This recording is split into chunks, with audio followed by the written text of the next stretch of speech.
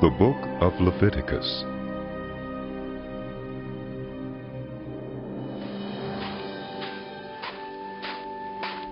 The Lord called to Moses and spoke to him from the tent of meeting. He said, "Speak to the Israelites and say to them, when anyone among you brings an offering to the Lord, bring as your offering an animal from either the herd or the flock. If the offering is a burnt offering from the herd, you are to offer a male without defect. You must present it at the entrance to the tent of meeting, so that it will be acceptable to the Lord. You are to lay your hand on the head of the burnt offering, and it will be accepted on your behalf to make atonement for you. You are to slaughter the young bull before the Lord, and then Aaron's sons, the priests, shall bring the blood and splash it against the sides of the altar at the entrance to the tent of meeting. You are to skin the burnt offering and cut it into pieces. The sons of Aaron the priest are to put fire on the altar and arrange wood on the fire. Then Aaron's sons the priests shall arrange the pieces, including the head and the fat, on the wood that is burning on the altar. You are to wash the internal organs and the legs with water, and the priest is to burn all of it on the altar. It is a burnt offering, a food offering, an aroma pleasing to the Lord. If the offering is a burnt offering from the flock, from either the sheep or the goats, you are to offer a male without defect. You are to slaughter it at the north side of the altar before the Lord, and Aaron's sons the priests shall splash its blood against the sides of the altar. You are to cut it into pieces, and the priest shall arrange them, including the head and the fat, on the wood that is burning on the altar. You are to wash the internal organs and the legs with water, and the priest is to bring all of them and burn them on the altar. It is a burnt offering, a food offering, an aroma pleasing to the Lord. If the offering to the Lord is a burnt offering of birds, you are to offer a dove or a young pigeon. The priest shall bring it to the altar, wring off the head, and burn it on the altar. Its blood shall be drained out on the side of the altar. He is to remove the crop and the feathers and throw them down east of the altar where the ashes are. He shall tear it open by the wings, not dividing it completely, and then the priest shall burn it on the wood that is burning on the altar. It is a burnt offering, a food offering, an aroma pleasing to the Lord. When anyone brings a grain offering to the Lord, their offering is to be of the finest flour. They are to pour olive oil on it, put incense on it, and take it to Aaron's sons, the priests. The priest shall take a handful of the flour and oil, together with all the incense, and burn this as a memorial portion on the altar, a food offering, an aroma pleasing to the Lord. The rest of the grain offering belongs to Aaron and his sons. It is a most holy part of the food offerings presented to the Lord. If you bring a grain offering baked in an oven, it is to consist of the finest flour, either thick loaves made without yeast and with olive oil mixed in, or thin loaves made without yeast and brushed with olive oil. If your grain offering is prepared on a griddle, it is to be made of the finest flour mixed with oil and without yeast. Crumble it and pour oil on it. It is a grain offering. If your grain offering is cooked in a pan, it is to be made of the finest flour and some olive oil. Bring the grain offering made of these things to the Lord, present it to the priest, who shall take it to the altar.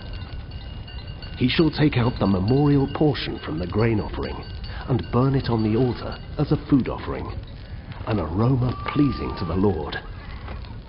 The rest of the grain offering belongs to Aaron and his sons. It is a most holy part of the food offerings presented to the Lord. Every grain offering you bring to the Lord must be made without yeast, for you are not to burn any yeast or honey in a food offering presented to the Lord. You may bring them to the Lord as an offering of the first fruits, but they are not to be offered on the altar as a pleasing aroma. Season all your grain offerings with salt. Do not leave the salt of the covenant of your God out of your grain offerings. Add salt to all your offerings.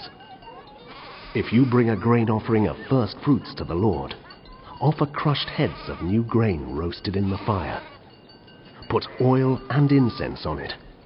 It is a grain offering. The priest shall burn the memorial portion of the crushed grain and the oil, together with all the incense, as a food offering presented to the Lord. If your offering is a fellowship offering, and you offer an animal from the herd, whether male or female, you are to present before the Lord an animal without defect. You are to lay your hand on the head of your offering and slaughter it at the entrance to the tent of meeting. Then Aaron's sons, the priests, shall splash the blood against the sides of the altar. From the fellowship offering, you are to bring a food offering to the Lord. The internal organs and all the fat that is connected to them, both kidneys with the fat on them near the loins, and the long lobe of the liver, which you will remove with the kidneys. Then Aaron's sons are to burn it on the altar, on top of the burnt offering that is lying on the burning wood. It is a food offering, an aroma pleasing to the Lord. If you offer an animal from the flock as a fellowship offering to the Lord, you are to offer a male or female without defect. If you offer a lamb, you are to present it before the Lord. Lay your hand on its head and slaughter it in front of the tent of meeting. Then Aaron's sons shall splash its blood against the sides of the altar. From the fellowship offering, you are to bring a food offering to the Lord. Its fat, the entire fat tail cut off close to the backbone, the internal organs, and all the fat that is connected to them, both kidneys with the fat on them near the loins, and the long lobe of the liver, which you will remove with the kidneys. The priest shall burn them on the altar as a food offering presented to the Lord. If your offering is a goat, you are to present it before the Lord. Lay your hand on its head and slaughter it in front of the tent of meeting. Then Aaron's sons shall splash its blood against the sides of the altar.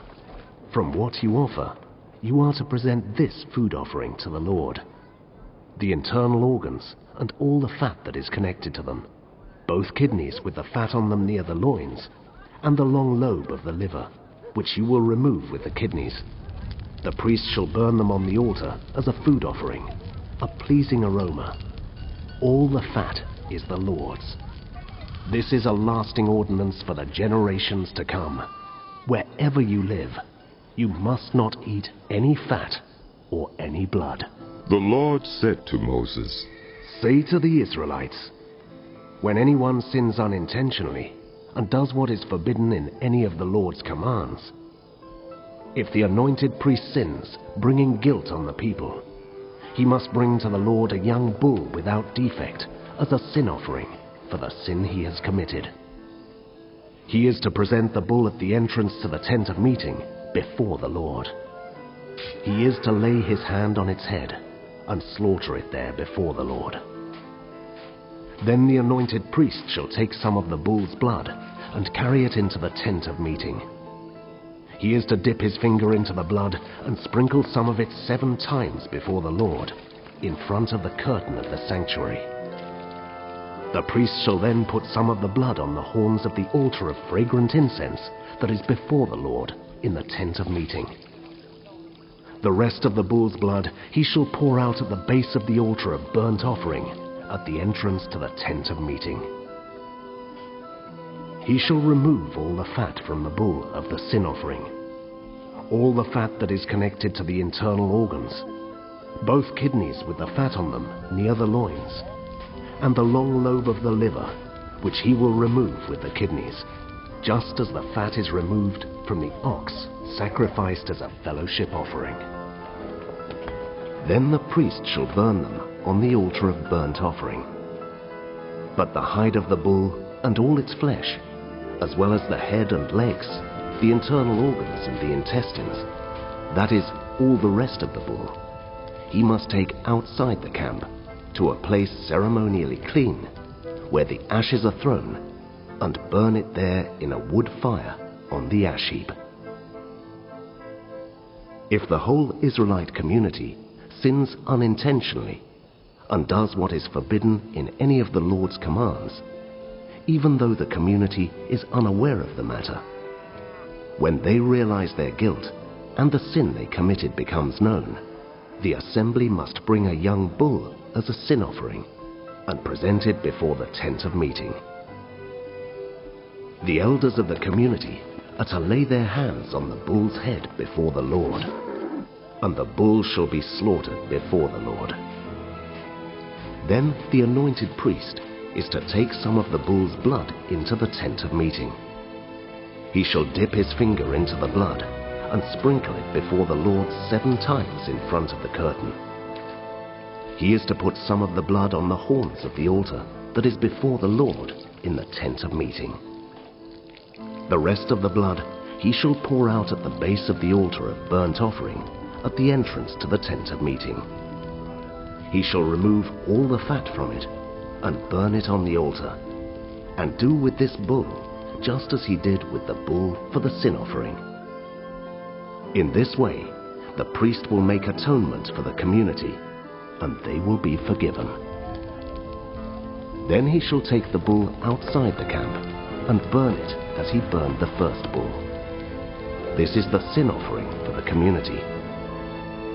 When a leader sins unintentionally and does what is forbidden in any of the commands of the Lord his God, when he realizes his guilt and the sin he has committed becomes known, he must bring as his offering a male goat without defect. He is to lay his hand on the goat's head and slaughter it at the place where the burnt offering is slaughtered before the Lord. It is a sin offering. Then the priest shall take some of the blood of the sin offering with his finger and put it on the horns of the altar of burnt offering, and pour out the rest of the blood at the base of the altar. He shall burn all the fat on the altar, as he burned the fat of the fellowship offering. In this way, the priest will make atonement for the leader's sin, and he will be forgiven. If any member of the community sins unintentionally and does what is forbidden in any of the Lord's commands, when they realize their guilt and the sin they have committed becomes known, they must bring as their offering for the sin they committed a female goat without defect. They are to lay their hand on the head of the sin offering and slaughter it at the place of the burnt offering. Then the priest is to take some of the blood with his finger and put it on the horns of the altar of burnt offering, and pour out the rest of the blood at the base of the altar. They shall remove all the fat, just as the fat is removed from the fellowship offering, and the priest shall burn it on the altar as an aroma pleasing to the Lord. In this way, the priest will make atonement for them, and they will be forgiven. If someone brings a lamb as their sin offering, they are to bring a female without defect. They are to lay their hand on its head and slaughter it for a sin offering at the place where the burnt offering is slaughtered.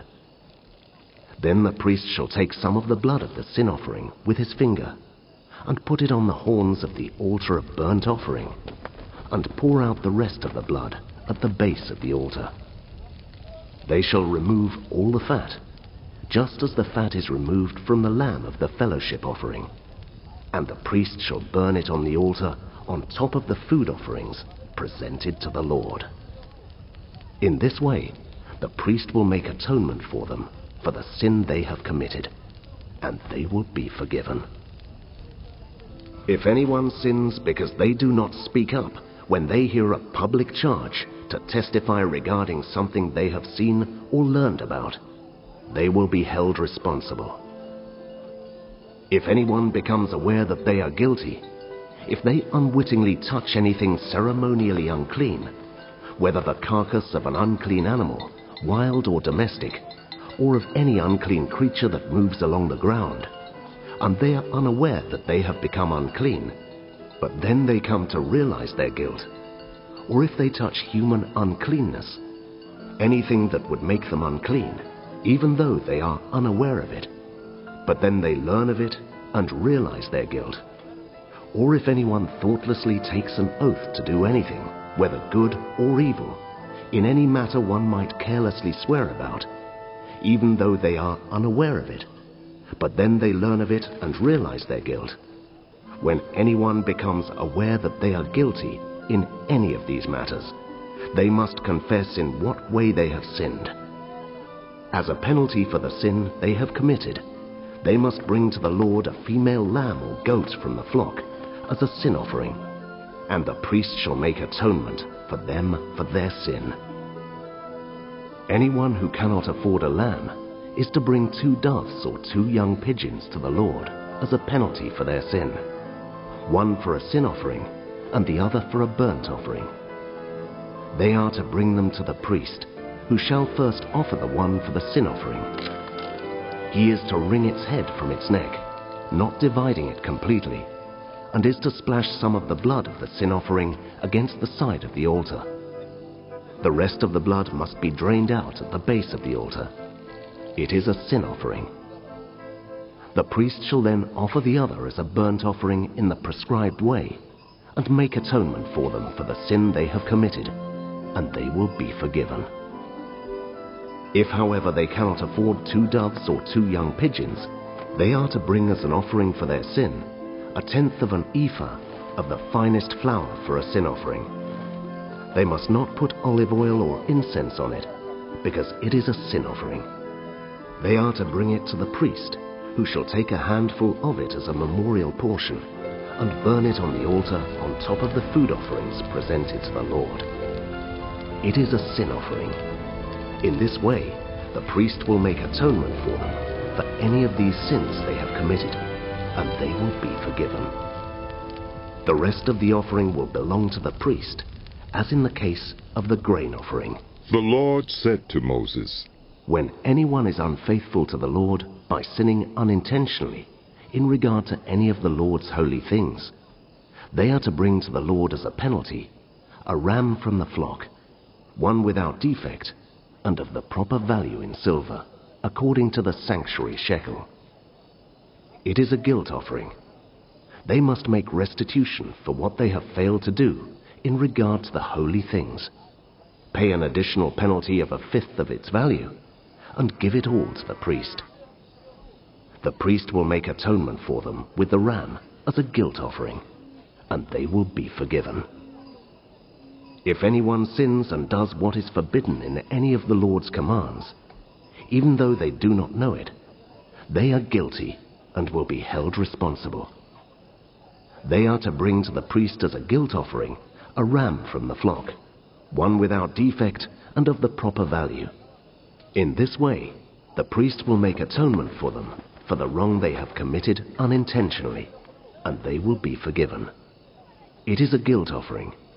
They have been guilty of wrongdoing against the Lord. The Lord said to Moses, If anyone sins and is unfaithful to the Lord by deceiving a neighbor about something entrusted to them or left in their care, or about something stolen, or if they cheat their neighbor, or if they find lost property and lie about it, or if they swear falsely about any such sin that people may commit, when they sin in any of these ways and realize their guilt, they must return what they have stolen or taken by extortion, or what was entrusted to them, or the lost property they found, or whatever it was they swore falsely about. They must make restitution in full, add 1/5 of the value to it, and give it all to the owner on the day they present their guilt offering. And as a penalty, they must bring to the priest, that is, to the Lord, their guilt offering, a ram from the flock, one without defect and of the proper value. In this way, the priest will make atonement for them before the Lord, and they will be forgiven for any of the things they did that made them guilty. The Lord said to Moses, Give Aaron and his sons this command. These are the regulations for the burnt offering. The burnt offering is to remain on the altar hearth throughout the night till morning, and the fire must be kept burning on the altar. The priest shall then put on his linen clothes, with linen undergarments next to his body, and shall remove the ashes of the burnt offering that the fire has consumed on the altar, and place them beside the altar. Then he is to take off these clothes, and put on others, and carry the ashes outside the camp to a place that is ceremonially clean. The fire on the altar must be kept burning. It must not go out. Every morning the priest is to add firewood and arrange the burnt offering on the fire, and burn the fat of the fellowship offerings on it. The fire must be kept burning on the altar continuously. It must not go out. These are the regulations for the grain offering. Aaron's sons are to bring it before the Lord in front of the altar. The priest is to take a handful of the finest flour and some olive oil, together with all the incense on the grain offering, and burn the memorial portion on the altar as an aroma pleasing to the Lord. Aaron and his sons shall eat the rest of it, but it is to be eaten without yeast in the sanctuary area. They are to eat it in the courtyard of the tent of meeting. It must not be baked with yeast. I have given it as their share of the food offerings presented to me. Like the sin offering and the guilt offering, it is most holy. Any male descendant of Aaron may eat it. For all generations to come, it is his perpetual share of the food offerings presented to the Lord. Whatever touches them will become holy.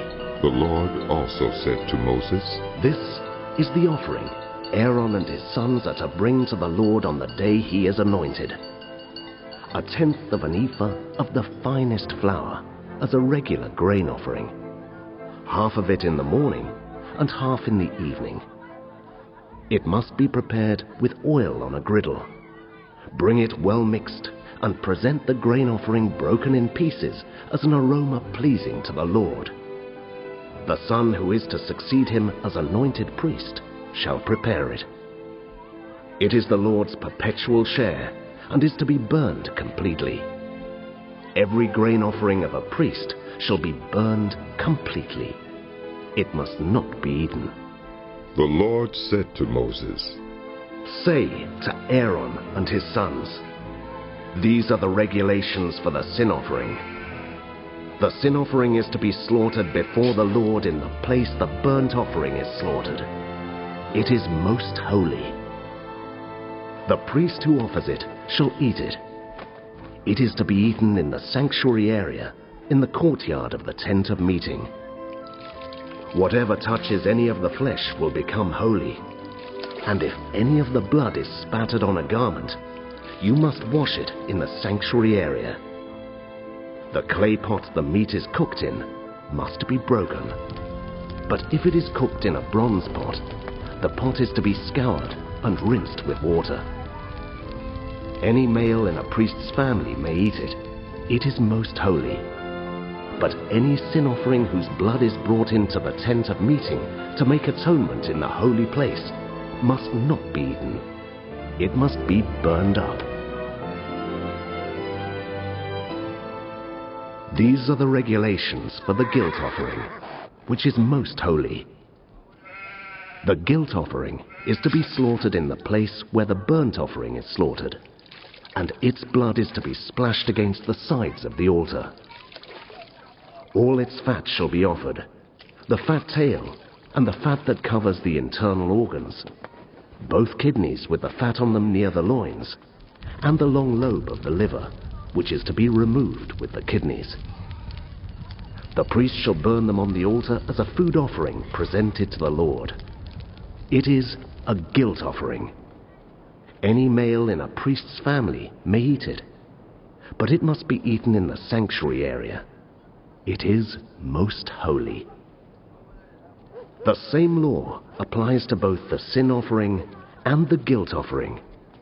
They belong to the priest who makes atonement with them. The priest who offers a burnt offering for anyone may keep its hide for himself. Every grain offering baked in an oven, or cooked in a pan, or on a griddle, belongs to the priest who offers it.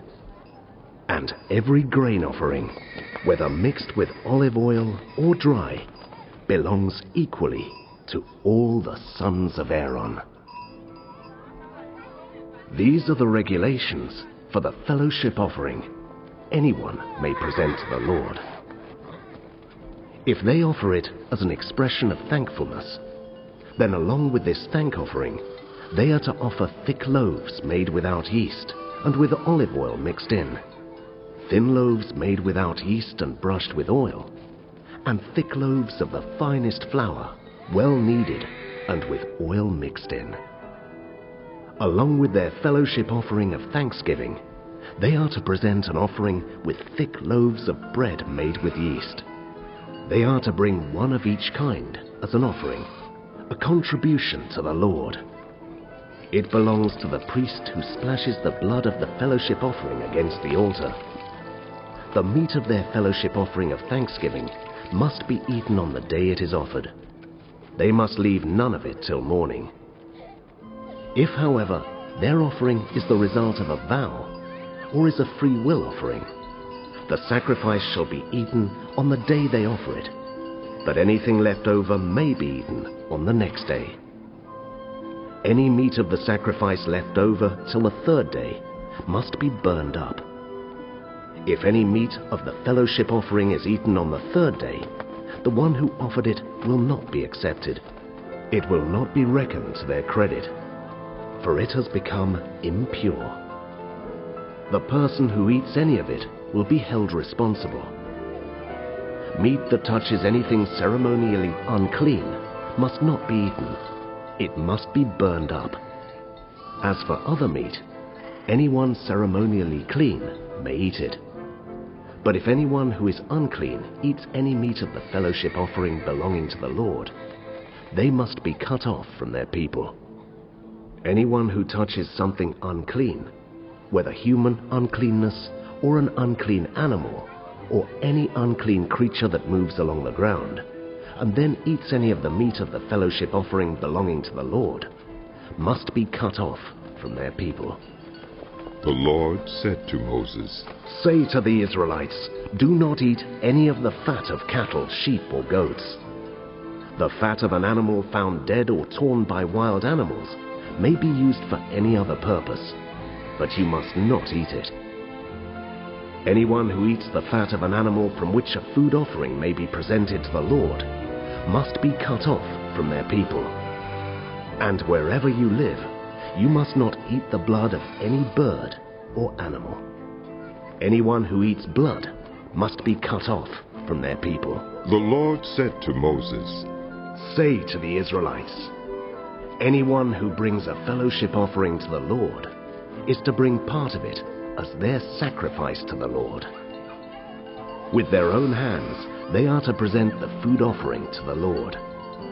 They are to bring the fat together with the breast and wave the breast before the Lord as a wave offering. The priest shall burn the fat on the altar, but the breast belongs to Aaron and his sons. You are to give the right thigh of your fellowship offerings to the priest as a contribution. The son of Aaron, who offers the blood and the fat of the fellowship offering, shall have the right thigh as his share. From the fellowship offerings of the Israelites, I have taken the breast that is waved and the thigh that is presented, and have given them to Aaron the priest and his sons as their perpetual share from the Israelites." "This is the portion of the food offerings presented to the Lord that were allotted to Aaron and his sons on the day they were presented to serve the Lord as priests. On the day they were anointed, the Lord commanded that the Israelites give this to them as their perpetual share for the generations to come.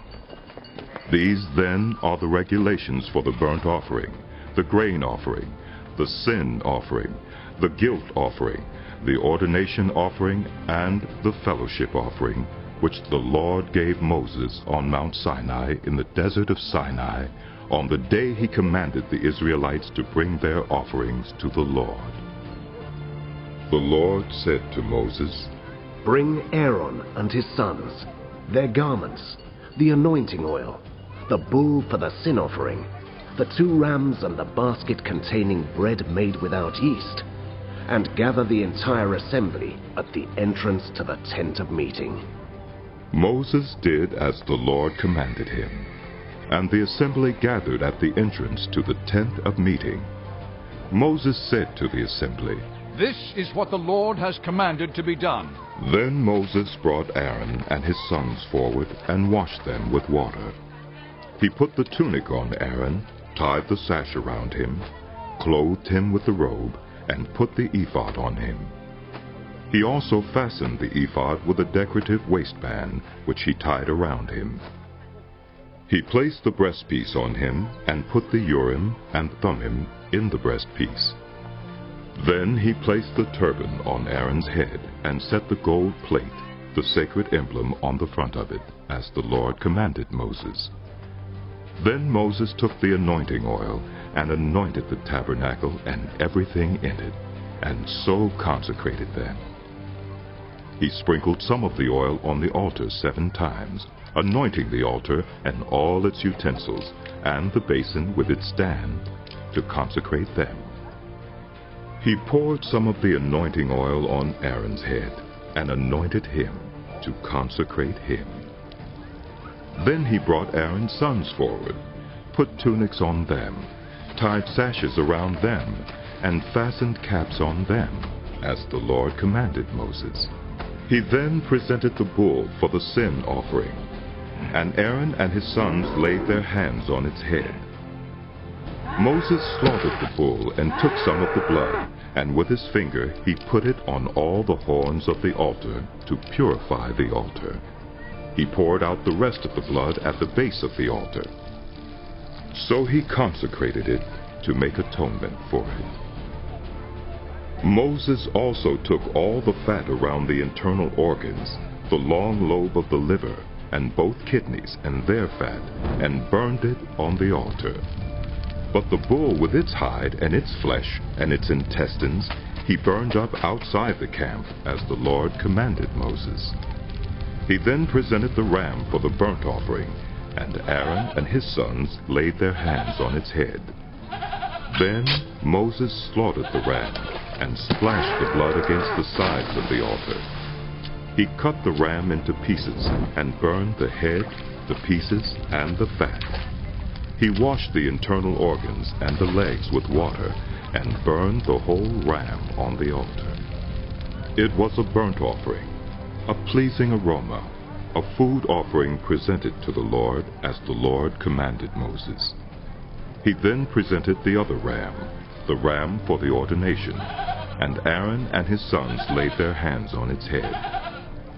Moses slaughtered the ram and took some of its blood, and put it on the lobe of Aaron's right ear, on the thumb of his right hand, and on the big toe of his right foot. Moses also brought Aaron's sons forward, and put some of the blood on the lobes of their right ears, on the thumbs of their right hands, and on the big toes of their right feet.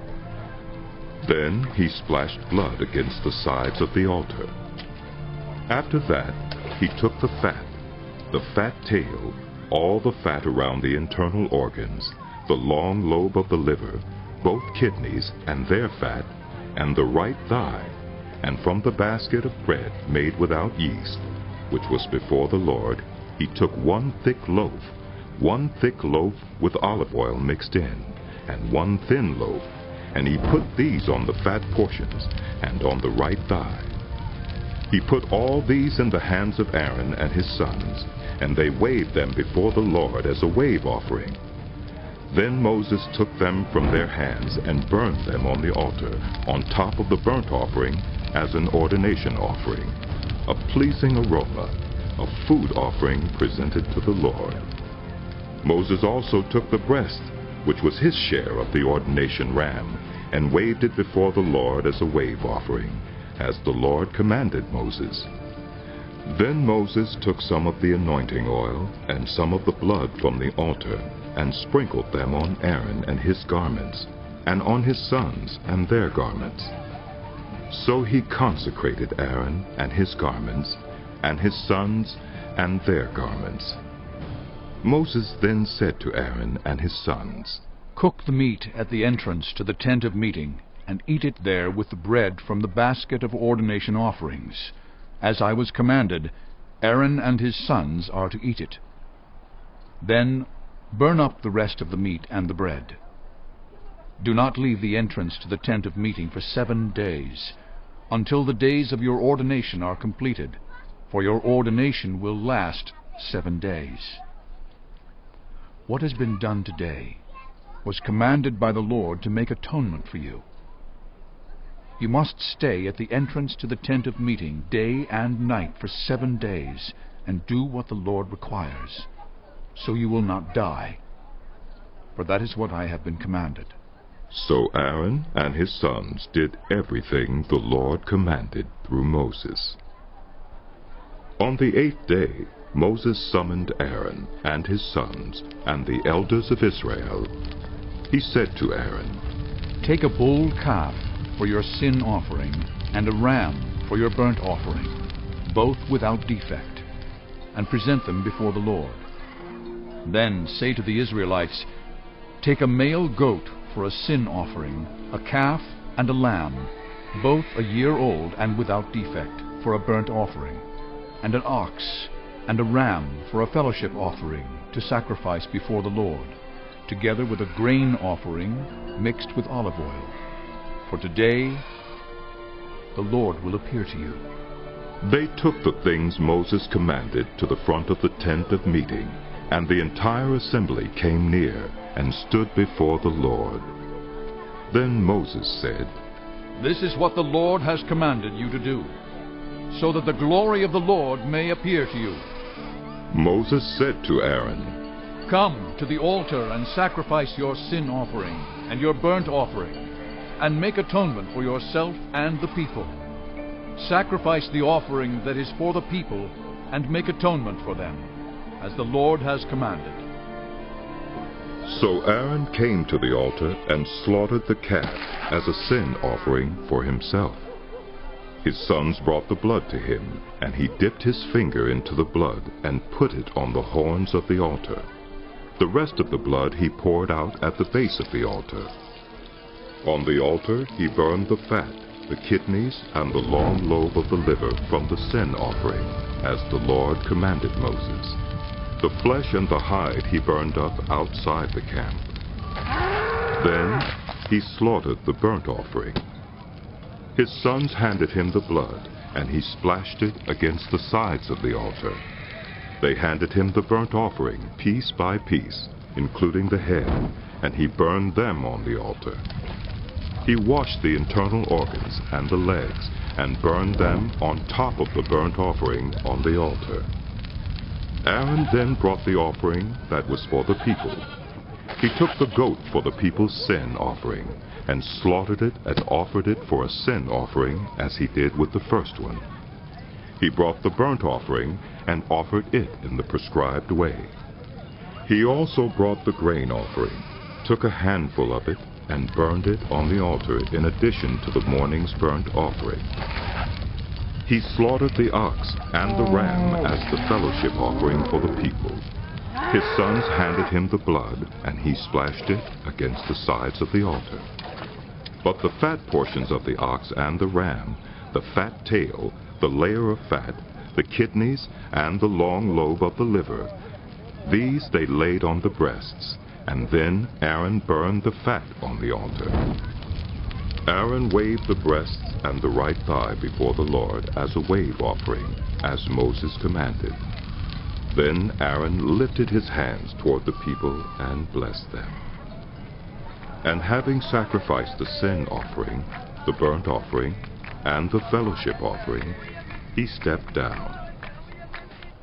Moses and Aaron then went into the tent of meeting.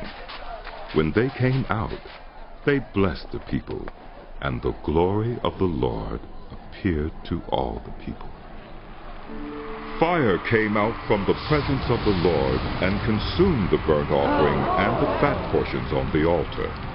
And when all the people saw it, they shouted for joy and fell face down. Aaron's sons, Nadab and Abihu, took their censers, put fire in them, and added incense, and they offered unauthorized fire before the Lord, contrary to his command. So fire came out from the presence of the Lord and consumed them, and they died before the Lord. Moses then said to Aaron, This is what the Lord spoke of when he said, Among those who approach me, I will be proved holy. In the sight of all the people, I will be honored. Aaron remained silent. Moses summoned Mishael and Elzaphan, sons of Aaron's uncle Uzziel, and said to them, Come here. Carry your cousins outside the camp, away from the front of the sanctuary. So they came and carried them, still in their tunics, outside the camp as Moses ordered. Then Moses said to Aaron and his sons Eleazar and Ithamar, Do not let your hair become unkempt, and do not tear your clothes, or you will die, and the Lord will be angry with the whole community. But your relatives, all the Israelites, may mourn for those the Lord has destroyed by fire. Do not leave the entrance to the tent of meeting, or you will die, because the Lord's anointing oil is on you. So they did as Moses said. Then the Lord said to Aaron, You and your sons are not to drink wine or other fermented drink whenever you go into the tent of meeting, or you will die. This is a lasting ordinance for the generations to come, so that you can distinguish between the holy and the common, between the unclean and the clean. And so you can teach the Israelites all the decrees the Lord has given them through Moses. Moses said to Aaron and his remaining sons, Eleazar and Ithamar, Take the grain offering left over from the food offerings, prepared without yeast and presented to the Lord, and eat it beside the altar, for it is most holy. Eat it in the sanctuary area, because it is your share and your son's share of the food offerings presented to the Lord. For so I have been commanded. But you and your sons and your daughters may eat the breast that was waved, and the thigh that was presented. Eat them in a ceremonially clean place. They have been given to you and your children as your share of the Israelites' fellowship offerings. The thigh that was presented and the breast that was waved must be brought with the fat portions of the food offerings, to be waved before the Lord as a wave offering. This will be the perpetual share for you and your children, as the Lord has commanded. When Moses inquired about the goat of the sin offering and found that it had been burned up, he was angry with Eleazar and Ithamar, Aaron's remaining sons, and asked, Why didn't you eat the sin offering in the sanctuary area? It is most holy. It was given to you to take away the guilt of the community by making atonement for them before the Lord. Since its blood was not taken into the holy place, you should have eaten the goat in the sanctuary area, as I commanded. Aaron replied to Moses, Today they sacrificed their sin offering and their burnt offering before the Lord, but such things as this have happened to me. Would the Lord have been pleased if I had eaten the sin offering today? When Moses heard this, he was satisfied. The Lord said to Moses and Aaron, Say to the Israelites, Of all the animals that live on land, these are the ones you may eat. You may eat any animal that has a divided hoof and that chews the cud. There are some that only chew the cud, or only have a divided hoof, but you must not eat them. The camel, though it chews the cud, does not have a divided hoof. It is ceremonially unclean for you. The hyrax, though it chews the cud, does not have a divided hoof. It is unclean for you. The rabbit, though it chews the cud, does not have a divided hoof. It is unclean for you. And the pig, though it has a divided hoof, does not chew the cud. It is unclean for you. You must not eat their meat or touch their carcasses. They are unclean for you. Of all the creatures living in the water of the seas and the streams, you may eat any that have fins and scales. But all creatures in the seas or streams that do not have fins and scales, whether among all the swarming things or among all the other living creatures in the water, you are to regard as unclean. And since you are to regard them as unclean, you must not eat their meat. You must regard their carcasses as unclean. Anything living in the water that does not have fins and scales is to be regarded as unclean by you. These are the birds you are to regard as unclean and not eat because they are unclean: the eagle, the vulture, the black vulture, the red kite, any kind of black kite, any kind of raven, the horned owl, the screech owl, the gull, any kind of hawk, the little owl, the cormorant, the great owl, the white owl, the desert owl, the osprey, the stork, any kind of heron, the hoopoe, and the bat. All flying insects that walk on all fours are to be regarded as unclean by you. There are, however, some flying insects that walk on all fours that you may eat, those that have jointed legs for hopping on the ground. Of these, you may eat any kind of locust, katydid, cricket, or grasshopper. But all other flying insects that have 4 legs, you are to regard as unclean. You will make yourselves unclean by these. Whoever touches their carcasses will be unclean till evening. Whoever picks up one of their carcasses must wash their clothes, and they will be unclean till evening. Every animal that does not have a divided hoof, or that does not chew the cud, is unclean for you. Whoever touches the carcass of any of them will be unclean. Of all the animals that walk on all fours, those that walk on their paws are unclean for you. Whoever touches their carcasses will be unclean till evening. Anyone who picks up their carcasses must wash their clothes, and they will be unclean till evening. These animals are unclean for you. Of the animals that move along the ground, these are unclean for you: the weasel, the rat, any kind of great lizard, the gecko, the monitor lizard, the wall lizard, the skink, and the chameleon. Of all those that move along the ground, these are unclean for you. Whoever touches them when they are dead will be unclean till evening. When one of them dies and falls on something, that article, whatever its use, will be unclean, whether it is made of wood, cloth, hide, or sackcloth. Put it in water, it will be unclean till evening, and then it will be clean. If one of them falls into a clay pot, everything in it will be unclean, and you must break the pot. Any food you are allowed to eat that has come into contact with water from any such pot is unclean, and any liquid that is drunk from such a pot is unclean.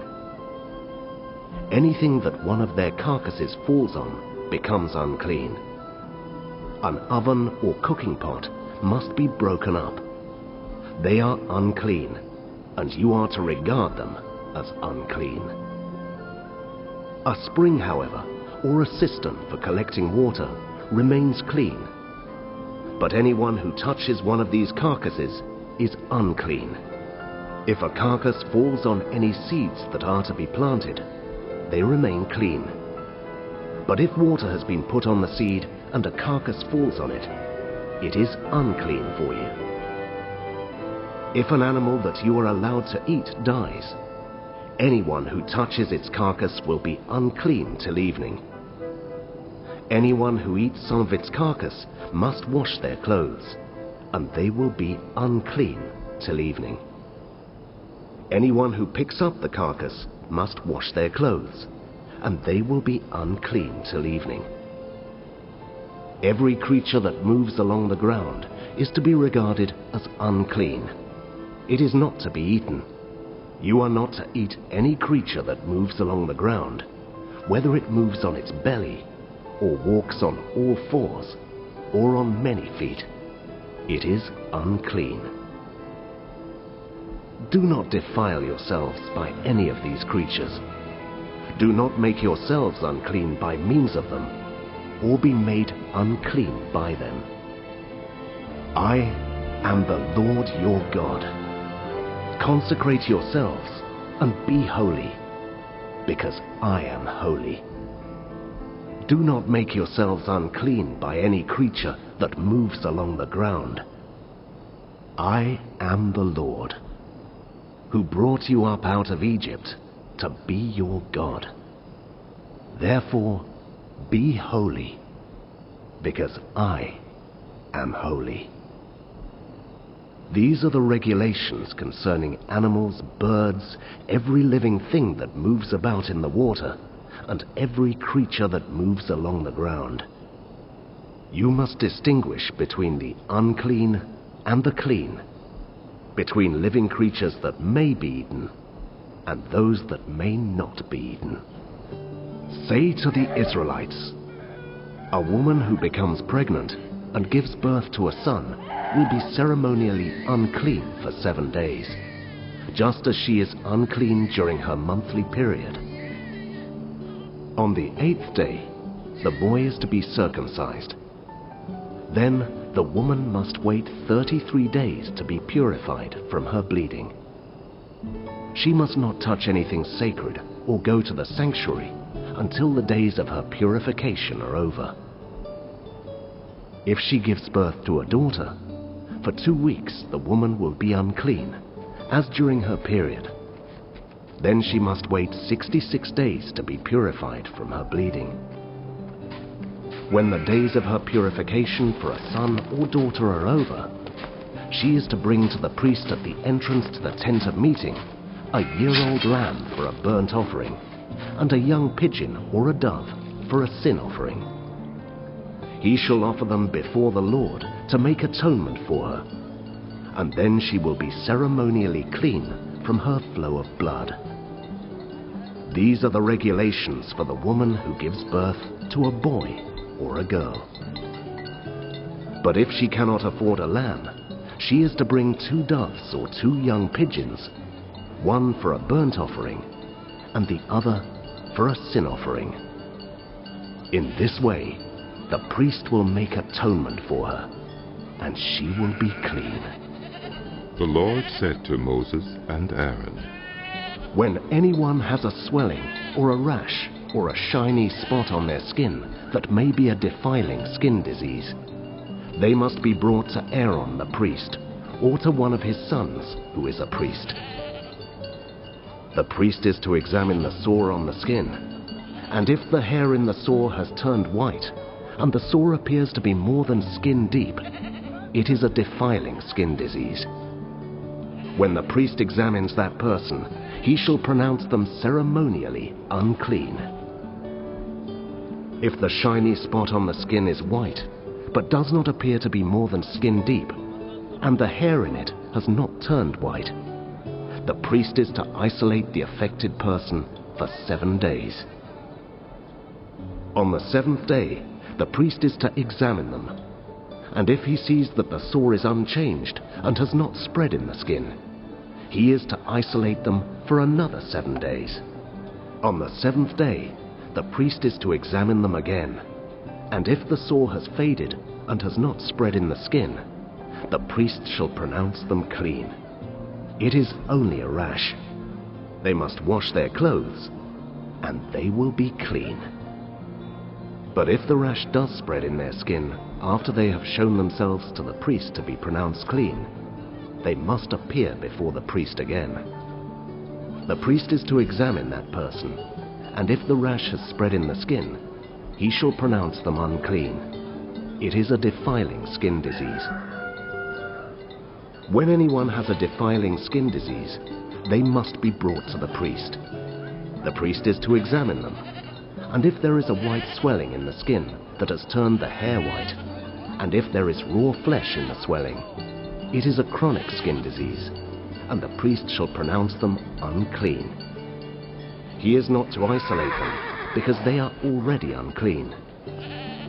If the disease breaks out all over their skin, and so far as the priest can see, it covers all the skin of the affected person from head to foot, the priest is to examine them, and if the disease has covered their whole body, he shall pronounce them clean. Since it has all turned white, they are clean.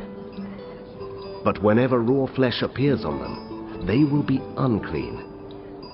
When the priest sees the raw flesh, he shall pronounce them unclean. The raw flesh is unclean. They have a defiling disease.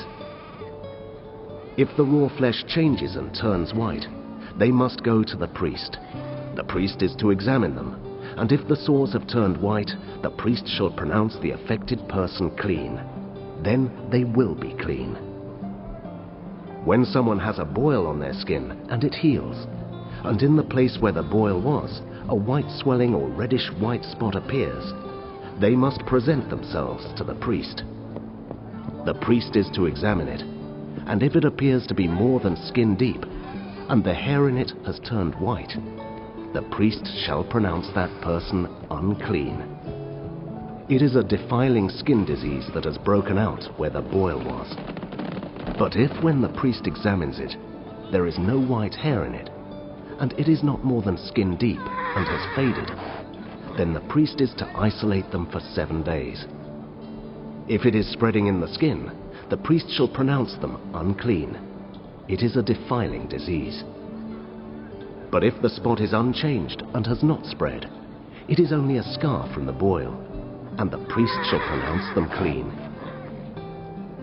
When someone has a burn on their skin, and a reddish white or white spot appears in the raw flesh of the burn, the priest is to examine the spot, and if the hair in it has turned white, and it appears to be more than skin deep, it is a defiling disease that has broken out in the burn. The priest shall pronounce them unclean. It is a defiling skin disease. But if the priest examines it and there is no white hair in the spot, and if it is not more than skin deep and has faded, then the priest is to isolate them for 7 days. On the 7th day, the priest is to examine that person, and if it is spreading in the skin, the priest shall pronounce them unclean. It is a defiling skin disease.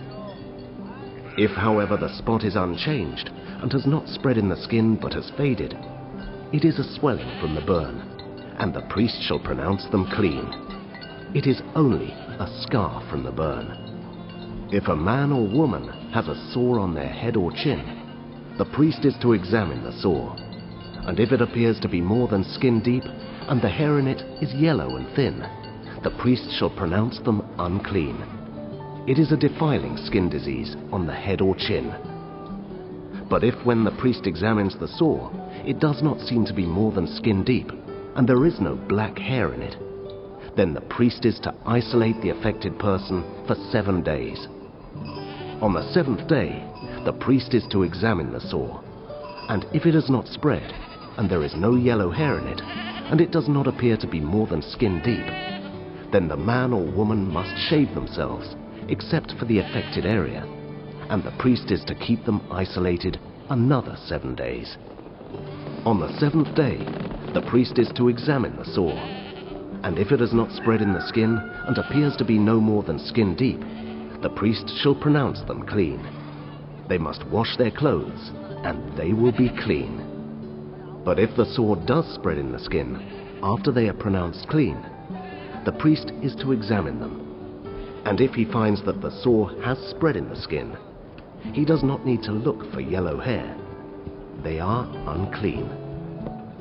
If, however, the sore is unchanged so far as the priest can see, and if black hair has grown in it, the affected person is healed.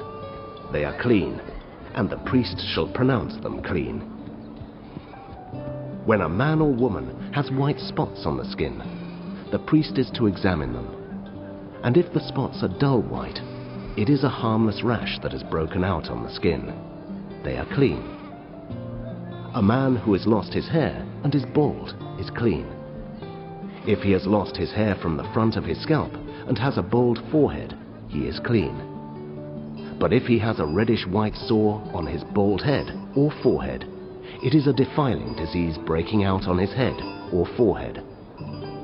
The priest is to examine him, and if the swollen sore on his head or forehead is reddish-white like a defiling skin disease, the man is diseased and is unclean. The priest shall pronounce him unclean because of the sore on his head. Anyone with such a defiling disease must wear torn clothes, let their hair be unkempt, cover the lower part of their face, and cry out, "Unclean! Unclean!" As long as they have the disease, they remain unclean. They must live alone. They must live outside the camp. As for any fabric that is spoiled with a defiling mold, any woolen or linen clothing, any woven or knitted material of linen or wool, any leather or anything made of leather, if the affected area in the fabric, the leather, the woven or knitted material, or any leather article is greenish or reddish, it is a defiling mold and must be shown to the priest. The priest is to examine the affected area and isolate the article for 7 days. On the 7th day, he is to examine it, and if the mold has spread in the fabric, the woven or knitted material, or the leather, whatever its use, it is a persistent, defiling mold. The article is unclean. He must burn the fabric, the woven or knitted material of wool or linen, or any leather article that has been spoiled. Because the defiling mold is persistent, the article must be burned. But if, when the priest examines it, the mold has not spread in the fabric, the woven or knitted material, or the leather article, he shall order that the spoiled article be washed. Then he is to isolate it for another 7 days. After the article has been washed, the priest is to examine it again, and if the mold has not changed its appearance, even though it has not spread, it is unclean. Burn it, no matter which side of the fabric has been spoiled. If, when the priest examines it, the mold has faded after the article has been washed, he is to tear the spoiled part out of the fabric, the leather, or the woven or knitted material. But if it reappears in the fabric, in the woven or knitted material, or in the leather article, it is a spreading mold. Whatever has the mold must be burned. Any fabric, woven or knitted material, or any leather article that has been washed and is rid of the mold must be washed again. Then it will be clean. These are the regulations concerning defiling molds in woolen or linen clothing, woven or knitted material, or any leather article, for pronouncing them clean or unclean.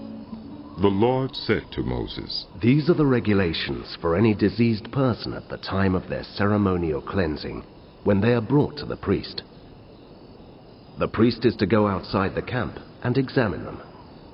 If they have been healed of their defiling skin disease, the priest shall order that 2 live clean birds and some cedar wood, scarlet yarn, and hyssop be brought for the person to be cleansed. Then the priest shall order that one of the birds be killed over fresh water in a clay pot. He is then to take the live bird and dip it, together with the cedar wood, the scarlet yarn, and the hyssop, into the blood of the bird that was killed over the fresh water. 7 times he shall sprinkle the one to be cleansed of the defiling disease, and then pronounce them clean. After that, he is to release the live bird in the open fields.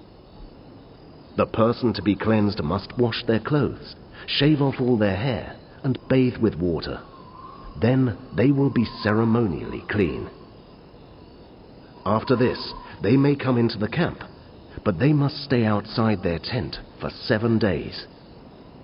On the 7th day, they must shave off all their hair. They must shave their head, their beard, their eyebrows, and the rest of their hair. They must wash their clothes and bathe themselves with water, and they will be clean.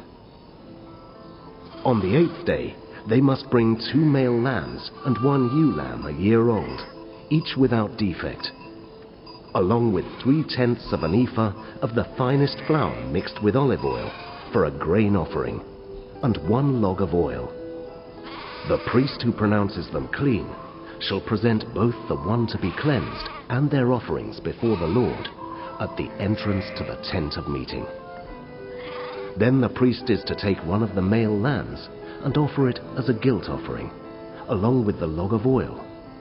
He shall wave them before the Lord as a wave offering. He is to slaughter the lamb in the sanctuary area where the sin offering and the burnt offering are slaughtered. Like the sin offering, the guilt offering belongs to the priest. It is most holy. The priest is to take some of the blood of the guilt offering and put it on the lobe of the right ear of the one to be cleansed, on the thumb of their right hand, and on the big toe of their right foot. The priest shall then take some of the log of oil, pour it in the palm of his own left hand, dip his right forefinger into the oil in his palm, and with his finger sprinkle some of it before the Lord 7 times. The priest is to put some of the oil remaining in his palm on the lobe of the right ear of the one to be cleansed, on the thumb of their right hand, and on the big toe of their right foot, on top of the blood of the guilt offering. The rest of the oil in his palm the priest shall put on the head of the one to be cleansed, and make atonement for them before the Lord. Then the priest is to sacrifice the sin offering and make atonement for the one to be cleansed from their uncleanness. After that, the priest shall slaughter the burnt offering and offer it on the altar, together with the grain offering, and make atonement for them, and they will be clean. If, however, they are poor and cannot afford these, they must take 1 male lamb as a guilt offering to be waved to make atonement for them, together with 1/10 of an ephah of the finest flour mixed with olive oil for a grain offering, a log of oil, and 2 doves or 2 young pigeons, such as they can afford, one for a sin offering and the other for a burnt offering.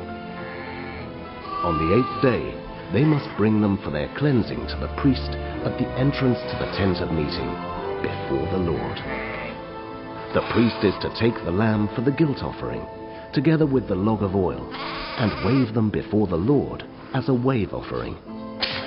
He shall slaughter the lamb for the guilt offering, and take some of its blood, and put it on the lobe of the right ear of the one to be cleansed, on the thumb of their right hand, and on the big toe of their right foot.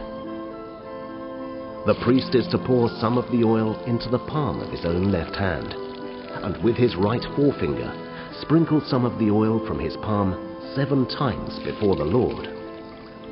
Some of the oil in his palm he is to put on the same places he put the blood of the guilt offering, on the lobe of the right ear of the one to be cleansed, on the thumb of their right hand, and on the big toe of their right foot. The rest of the oil in his palm the priest shall put on the head of the one to be cleansed, to make atonement for them before the Lord. Then he shall sacrifice the doves or the young pigeons, such as the person can afford, one as a sin offering and the other as a burnt offering, together with the grain offering.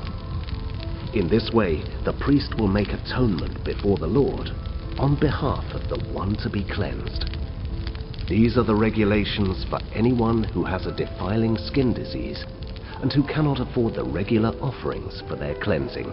The Lord said to Moses and Aaron, When you enter the land of Canaan, which I am giving you as your possession, and I put a spreading mold in a house in that land, the owner of the house must go and tell the priest, I have seen something that looks like a defiling mold in my house. The priest is to order the house to be emptied before he goes in to examine the mold, so that nothing in the house will be pronounced unclean. After this, the priest is to go in and inspect the house. He is to examine the mold on the walls, and if it has greenish or reddish depressions that appear to be deeper than the surface of the wall, the priest shall go out the doorway of the house and close it up for 7 days. On the 7th day, the priest shall return to inspect the house. If the mold has spread on the walls, he is to order that the contaminated stones be torn out and thrown into an unclean place outside the town. He must have all the inside walls of the house scraped, and the material that is scraped off dumped into an unclean place outside the town.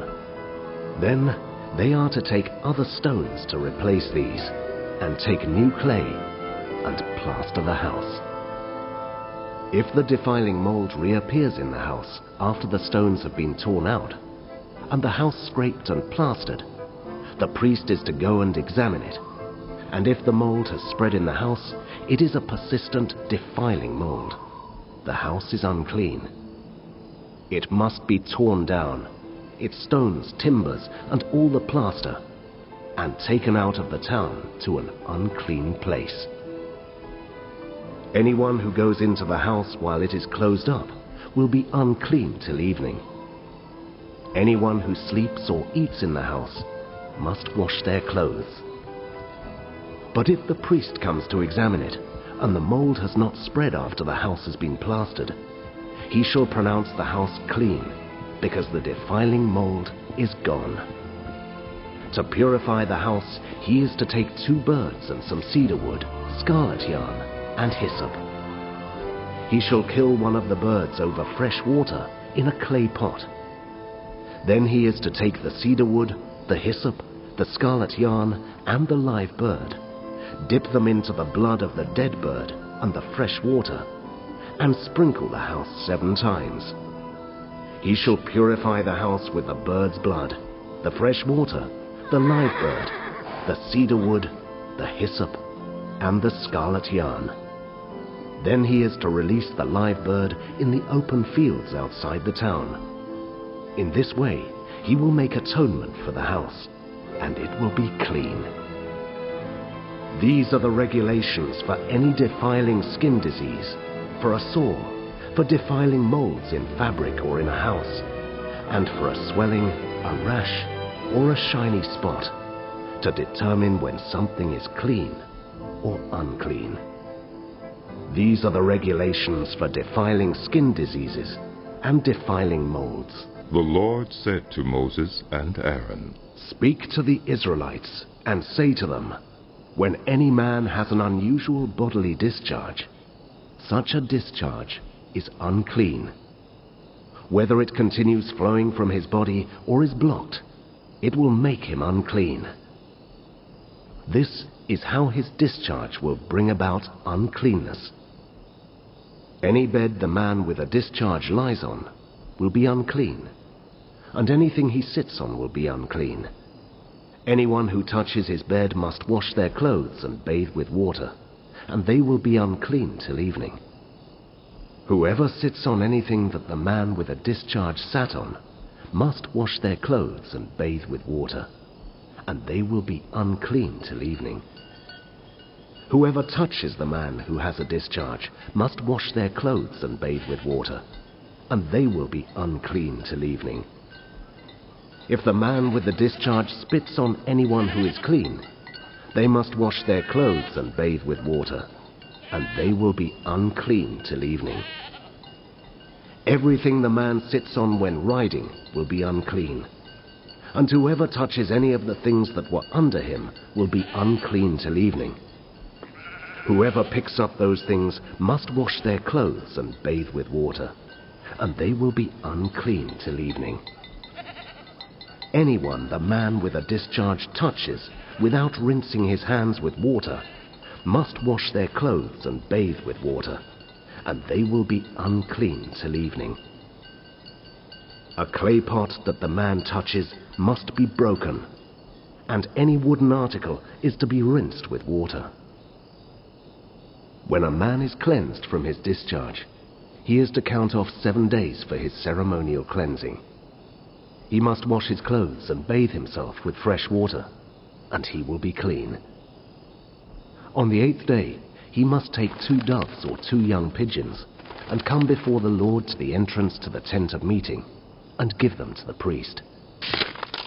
The priest is to sacrifice them, the one for a sin offering, and the other for a burnt offering. In this way, he will make atonement before the Lord for the man because of his discharge. When a man has an emission of semen, he must bathe his whole body with water, and he will be unclean till evening. Any clothing or leather that has semen on it must be washed with water, and it will be unclean till evening. When a man has sexual relations with a woman, and there is an emission of semen, both of them must bathe with water, and they will be unclean till evening. When a woman has her regular flow of blood, the impurity of her monthly period will last 7 days, and anyone who touches her will be unclean till evening. Anything she lies on during her period will be unclean, and anything she sits on will be unclean. Anyone who touches her bed will be unclean. They must wash their clothes and bathe with water, and they will be unclean till evening. Anyone who touches anything she sits on will be unclean. They must wash their clothes and bathe with water, and they will be unclean till evening. Whether it is the bed or anything she was sitting on, when anyone touches it, they will be unclean till evening. If a man has sexual relations with her, and her monthly flow touches him, he will be unclean for 7 days. Any bed he lies on will be unclean. When a woman has a discharge of blood for many days at a time, other than her monthly period, or has a discharge that continues beyond her period, she will be unclean as long as she has the discharge, just as in the days of her period. Any bed she lies on while her discharge continues will be unclean, as is her bed during her monthly period, and anything she sits on will be unclean, as during her period. Anyone who touches them will be unclean. They must wash their clothes and bathe with water, and they will be unclean till evening. When she is cleansed from her discharge, she must count off 7 days, and after that she will be ceremonially clean. On the 8th day, she must take 2 doves and 2 young pigeons and bring them to the priest at the entrance to the tent of meeting. The priest is to sacrifice one for a sin offering and the other for a burnt offering. In this way, he will make atonement for her before the Lord for the uncleanness of her discharge. You must keep the Israelites separate from things that make them unclean, so they will not die in their uncleanness for defiling my dwelling place, which is among them. These are the regulations for a man with a discharge. For anyone made unclean by an emission of semen, for a woman in her monthly period, for a man or woman with a discharge, and for a man who has sexual relations with a woman who is ceremonially unclean. The Lord spoke to Moses after the death of the 2 sons of Aaron, who died when they approached the Lord. The Lord said to Moses, "Tell your brother Aaron that he is not to come whenever he chooses into the most holy place behind the curtain in front of the atonement cover on the ark, or else he will die. For I will appear in the cloud over the atonement cover." This is how Aaron is to enter the most holy place. He must first bring a young bull for a sin offering and a ram for a burnt offering. He is to put on the sacred linen tunic with linen undergarments next to his body. He is to tie the linen sash around him and put on the linen turban. These are sacred garments, so he must bathe himself with water before he puts them on. From the Israelite community, he is to take 2 male goats for a sin offering and a ram for a burnt offering. Aaron is to offer the bull for his own sin offering to make atonement for himself and his household. Then he is to take the 2 goats and present them before the Lord at the entrance to the tent of meeting. He is to cast lots for the 2 goats, 1 lot for the Lord and the other for the scapegoat. Aaron shall bring the goat whose lot falls to the Lord and sacrifice it for a sin offering. But the goat chosen by lot as the scapegoat shall be presented alive before the Lord to be used for making atonement by sending it into the wilderness as a scapegoat. Aaron shall bring the bull for his own sin offering to make atonement for himself and his household, and he is to slaughter the bull for his own sin offering. He is to take a censer full of burning coals from the altar before the Lord, and 2 handfuls of finely ground fragrant incense, and take them behind the curtain. He is to put the incense on the fire before the Lord, and the smoke of the incense will conceal the atonement cover above the tablets of the covenant law, so that he will not die. He is to take some of the bull's blood, and with his finger sprinkle it on the front of the atonement cover. Then he shall sprinkle some of it with his finger 7 times before the atonement cover. He shall then slaughter the goat for the sin offering for the people, and take its blood behind the curtain, and do with it as he did with the bull's blood. He shall sprinkle it on the atonement cover and in front of it. In this way, he will make atonement for the most holy place because of the uncleanness and rebellion of the Israelites, whatever their sins have been. He is to do the same for the tent of meeting, which is among them in the midst of their uncleanness. No one is to be in the tent of meeting from the time Aaron goes in to make atonement in the most holy place until he comes out, having made atonement for himself, his household, and the whole community of Israel. Then he shall come out to the altar that is before the Lord and make atonement for it. He shall take some of the bull's blood and some of the goat's blood and put it on all the horns of the altar. He shall sprinkle some of the blood on it with his finger 7 times to cleanse it and to consecrate it from the uncleanness of the Israelites. When Aaron has finished making atonement for the most holy place, the tent of meeting, and the altar, he shall bring forward the live goat. He is to lay both hands on the head of the live goat and confess over it all the wickedness and rebellion of the Israelites, all their sins, and put them on the goat's head. He shall send the goat away into the wilderness in the care of someone appointed for the task. The goat will carry on itself all their sins to a remote place, and the man shall release it in the wilderness. Then Aaron is to go into the tent of meeting and take off the linen garments he put on before he entered the most holy place, and he is to leave them there. He shall bathe himself with water in the sanctuary area and put on his regular garments. Then he shall come out and sacrifice the burnt offering for himself and the burnt offering for the people, to make atonement for himself and for the people. He shall also burn the fat of the sin offering on the altar. The man who releases the goat as a scapegoat must wash his clothes and bathe himself with water. Afterward, he may come into the camp.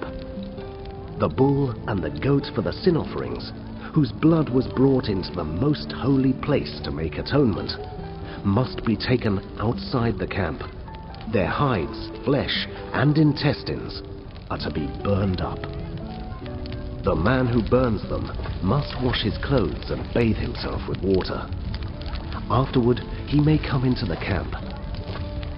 This is to be a lasting ordinance for you. On the 10th day of the 7th month, you must deny yourselves and not do any work, whether native born or a foreigner residing among you, because on this day atonement will be made for you to cleanse you. Then, before the Lord, you will be clean from all your sins.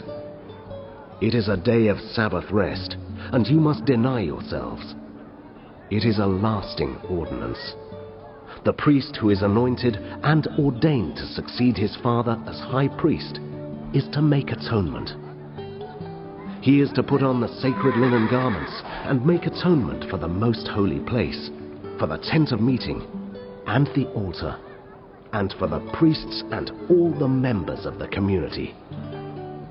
This is to be a lasting ordinance for you.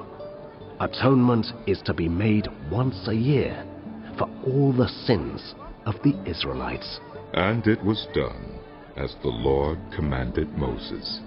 The Lord said to Moses, "Speak to Aaron and his sons, and to all the Israelites, and say to them, 'This is what the Lord has commanded.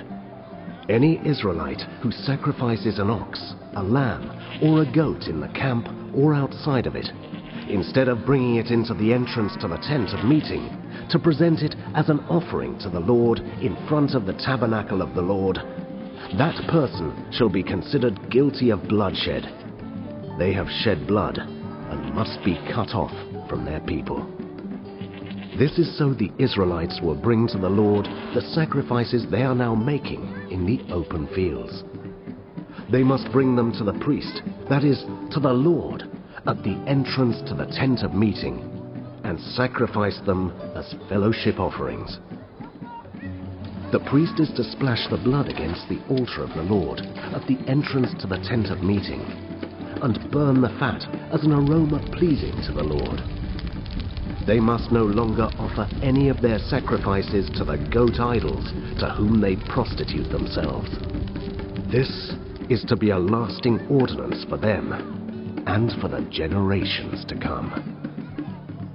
Say to them, 'Any Israelite or any foreigner residing among them who offers a burnt offering or sacrifice and does not bring it to the entrance to the tent of meeting to sacrifice it to the Lord must be cut off from the people of Israel. I will set my face against any Israelite or any foreigner residing among them who eats blood, and I will cut them off from the people.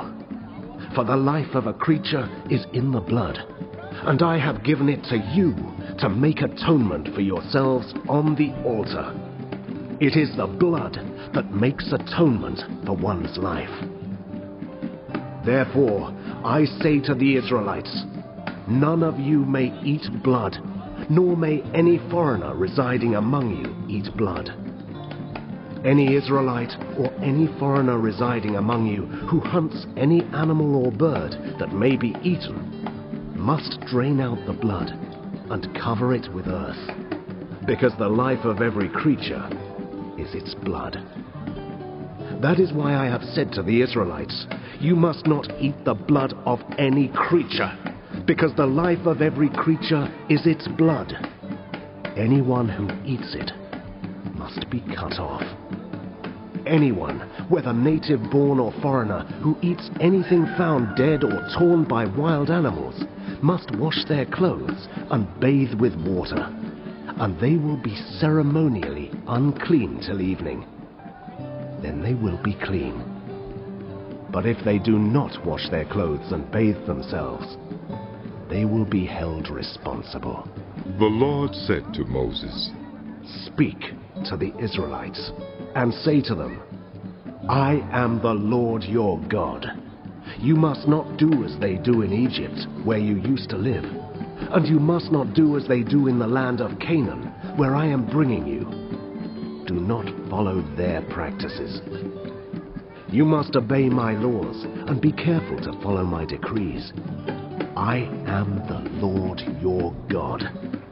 Keep my decrees and laws, for the person who obeys them will live by them. I am the Lord. No one is to approach any close relative to have sexual relations. I am the Lord. Do not dishonor your father by having sexual relations with your mother. She is your mother. Do not have relations with her. Do not have sexual relations with your father's wife. That would dishonor your father. Do not have sexual relations with your sister, either your father's daughter or your mother's daughter, whether she was born in the same home or elsewhere. Do not have sexual relations with your son's daughter or your daughter's daughter. That would dishonor you. Do not have sexual relations with the daughter of your father's wife, born to your father, she is your sister. Do not have sexual relations with your father's sister. She is your father's close relative. Do not have sexual relations with your mother's sister, because she is your mother's close relative. Do not dishonor your father's brother by approaching his wife to have sexual relations. She is your aunt. Do not have sexual relations with your daughter-in-law. She is your son's wife. Do not have relations with her. Do not have sexual relations with your brother's wife. That would dishonor your brother. Do not have sexual relations with both a woman and her daughter. Do not have sexual relations with either her son's daughter or her daughter's daughter. They are her close relatives. That is wickedness. Do not take your wife's sister as a rival wife and have sexual relations with her while your wife is living. Do not approach a woman to have sexual relations during the uncleanness of her monthly period. Do not have sexual relations with your neighbor's wife and defile yourself with her. Do not give any of your children to be sacrificed to Molech, for you must not profane the name of your God. I am the Lord. Do not have sexual relations with a man as one does with a woman. That is detestable. Do not have sexual relations with an animal and defile yourself with it. A woman must not present herself to an animal to have sexual relations with it. That is a perversion. Do not defile yourselves in any of these ways, because this is how the nations that I am going to drive out before you became defiled. Even the land was defiled, so I punished it for its sin, and the land vomited out its inhabitants. But you must keep my decrees and my laws. The native-born and the foreigners residing among you must not do any of these detestable things. For all these things were done by the people who lived in the land before you, and the land became defiled. And if you defile the land, it will vomit you out as it vomited out the nations that were before you. Everyone who does any of these detestable things, such persons must be cut off from their people. Keep my requirements, and do not follow any of the detestable customs that were practiced before you came, and do not defile yourselves with them. I am the Lord, your God. The Lord said to Moses, Speak to the entire assembly of Israel and say to them, Be holy, because I, the Lord your God, am holy. Each of you must respect your mother and father, and you must observe my Sabbaths. I am the Lord your God. Do not turn to idols or make metal gods for yourselves. I am the Lord your God. When you sacrifice a fellowship offering to the Lord, sacrifice it in such a way that it will be accepted on your behalf. It shall be eaten on the day you sacrifice it, or on the next day. Anything left over until the third day must be burned up. If any of it is eaten on the third day, it is impure and will not be accepted. Whoever eats it will be held responsible, because they have desecrated what is holy to the Lord. They must be cut off from their people. When you reap the harvest of your land, do not reap to the very edges of your field, or gather the gleanings of your harvest. Do not go over your vineyard a second time, or pick up the grapes that have fallen. Leave them for the poor and the foreigner. I am the Lord your God. Do not steal. Do not lie. Do not deceive one another. Do not swear falsely by my name and so profane the name of your God. I am the Lord. Do not defraud or rob your neighbor. Do not hold back the wages of a hired worker overnight. Do not curse the deaf, or put a stumbling block in front of the blind, but fear your God. I am the Lord. Do not pervert justice. Do not show partiality to the poor or favoritism to the great, but judge your neighbor fairly. Do not go about spreading slander among your people. Do not do anything that endangers your neighbor's life. I am the Lord. Do not hate a fellow Israelite in your heart. Rebuke your neighbor frankly, so you will not share in their guilt. Do not seek revenge or bear a grudge against anyone among your people, but love your neighbor as yourself. I am the Lord. Keep my decrees. Do not make different kinds of animals. Do not plant your field with 2 kinds of seed. Do not wear clothing woven of 2 kinds of material. If a man sleeps with a female slave who is promised to another man, but who has not been ransomed or given her freedom, there must be due punishment. Yet they are not to be put to death, because she had not been freed. The man, however, must bring a ram to the entrance to the tent of meeting for a guilt offering to the Lord. With the ram of the guilt offering, the priest is to make atonement for him before the Lord for the sin he has committed, and his sin will be forgiven. When you enter the land and plant any kind of fruit tree, regard its fruit as forbidden. For 3 years you are to consider it forbidden. It must not be eaten. In the 4th year, all its fruit will be holy, an offering of praise to the Lord. But in the 5th year, you may eat its fruit. In this way, your harvest will be increased. I am the Lord your God. Do not eat any meat with the blood still in it. Do not practice divination or seek omens.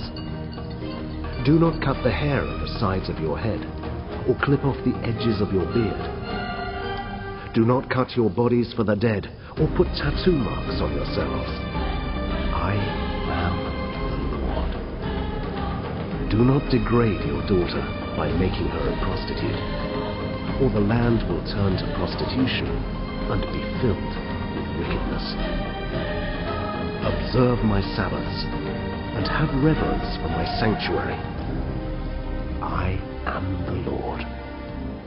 Do not turn to mediums or seek out spiritists, for you will be defiled by them. I am the Lord your God. Stand up in the presence of the aged.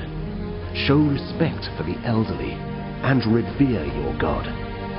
I am the Lord. When a foreigner resides among you in your land, do not mistreat them.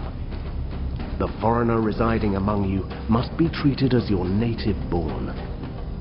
Love them as yourself, for you were foreigners in Egypt. I am the Lord your God. Do not use dishonest standards when measuring length, weight, or quantity. Use honest scales and honest weights, an honest ephah and an honest hin. I am the Lord your God, who brought you out of Egypt. Keep all my decrees and all my laws, and follow them. I am the Lord. The Lord said to Moses, Say to the Israelites, any Israelite or any foreigner residing in Israel who sacrifices any of his children to Molech is to be put to death. The members of the community are to stone him. I myself will set my face against him and will cut him off from his people. For by sacrificing his children to Molech, he has defiled my sanctuary and profaned my holy name.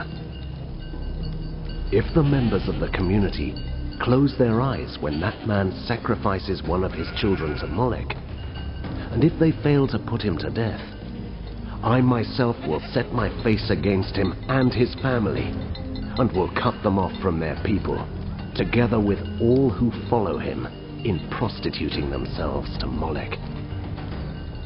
I will set my face against anyone who turns to mediums and spiritists to prostitute themselves by following them, and I will cut them off from their people. Consecrate yourselves and be holy, because I am the Lord your God. Keep my decrees and follow them. I am the Lord who makes you holy. Anyone who curses their father or mother is to be put to death. Because they have cursed their father or mother, their blood will be on their own head. If a man commits adultery with another man's wife, with the wife of his neighbor, both the adulterer and the adulteress are to be put to death. If a man has sexual relations with his father's wife, he has dishonored his father. Both the man and the woman are to be put to death. Their blood will be on their own heads. If a man has sexual relations with his daughter-in-law, both of them are to be put to death. What they have done is a perversion. Their blood will be on their own heads. If a man has sexual relations with a man, as one does with a woman, both of them have done what is detestable. They are to be put to death. Their blood will be on their own heads. If a man marries both a woman and her mother, it is wicked. Both he and they must be burned in the fire, so that no wickedness will be among you. If a man has sexual relations with an animal, he is to be put to death, and you must kill the animal. If a woman approaches an animal to have sexual relations with it, kill both the woman and the animal. They are to be put to death. Their blood will be on their own heads. If a man marries his sister, the daughter of either his father or his mother, and they have sexual relations, it is a disgrace. They are to be publicly removed from their people. He has dishonored his sister and will be held responsible. If a man has sexual relations with a woman during her monthly period, he has exposed the source of her flow, and she has also uncovered it. Both of them are to be cut off from their people. Do not have sexual relations with the sister of either your mother or your father, for that would dishonor a close relative. Both of you would be held responsible. If a man has sexual relations with his aunt, he has dishonored his uncle. They will be held responsible. They will die childless. If a man marries his brother's wife, it is an act of impurity. He has dishonored his brother. They will be childless. Keep all my decrees and laws and follow them, so that the land where I am bringing you to live may not vomit you out. You must not live according to the customs of the nations I am going to drive out before you. Because they did all these things, I abhorred them. But I said to you, you will possess their land. I will give it to you as an inheritance, a land flowing with milk and honey.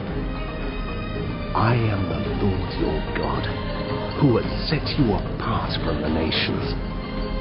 You must therefore make a distinction between clean and unclean animals, and between unclean and clean birds. Do not defile yourselves by any animal or bird or anything that moves along the ground, those that I have set apart as unclean for you. You are to be holy to me, because I, the Lord, am holy, and I have set you apart from the nations to be my own. A man or woman who is a medium or spiritist among you must be put to death. You are to stone them. Their blood will be on their own heads. The Lord said to Moses, Speak to the priests, the sons of Aaron, and say to them, "A priest must not make himself ceremonially unclean for any of his people who die, except for a close relative, such as his mother or father, his son or daughter, his brother, or an unmarried sister who is dependent on him, since she has no husband. For her, he may make himself unclean. He must not make himself unclean for people related to him by marriage, and so defile himself. Priests must not shave their heads, or shave off the edges of their beards, or cut their bodies. They must be holy to their God, and must not profane the name of their God. Because they present the food offerings to the Lord, the food of their God, they are to be holy. They must not marry women defiled by prostitution or divorced from their husbands, because priests are holy to their God. Regard them as holy, because they offer up the food of your God. Consider them holy, because I, the Lord, am holy. I who make you holy. If a priest's daughter defiles herself by becoming a prostitute, she disgraces her father. She must be burned in the fire. The high priest, the one among his brothers who has had the anointing oil poured on his head, and who has been ordained to wear the priestly garments, must not let his hair become unkempt, or tear his clothes. He must not enter a place where there is a dead body. He must not make himself unclean, even for his father or mother, nor leave the sanctuary of his God, or desecrate it, because he has been dedicated by the anointing oil of his God. I am the Lord. The woman he marries must be a virgin. He must not marry a widow, a divorced woman, or a woman defiled by prostitution, but only a virgin from his own people, so that he will not defile his offspring among his people. I am the Lord, who makes him holy. The Lord said to Moses, Say to Aaron, for the generations to come, none of your descendants who has a defect may come near to offer the food of his God. No man who has any defect may come near. No man who is blind or lame, disfigured or deformed. No man with a crippled foot or hand, or who is a hunchback or a dwarf, or who has any eye defect, or who has festering or running sores, or damaged testicles. No descendant of Aaron the priest who has any defect is to come near to present the food offerings to the Lord. He has a defect. He must not come near to offer the food of his God. He may eat the most holy food of his God, as well as the holy food, yet because of his defect, he must not go near the curtain or approach the altar, and so desecrate my sanctuary. I am the Lord who makes them holy. So Moses told this to Aaron and his sons, and to all the Israelites. The Lord said to Moses, Tell Aaron and his sons to treat with respect the sacred offerings the Israelites consecrate to me, so they will not profane my holy name. I am the Lord. Say to them, for the generations to come, if any of your descendants is ceremonially unclean, and yet comes near the sacred offerings that the Israelites consecrate to the Lord, that person must be cut off from my presence. I am the Lord. If a descendant of Aaron has a defiling skin disease or a bodily discharge, he may not eat the sacred offerings until he is cleansed.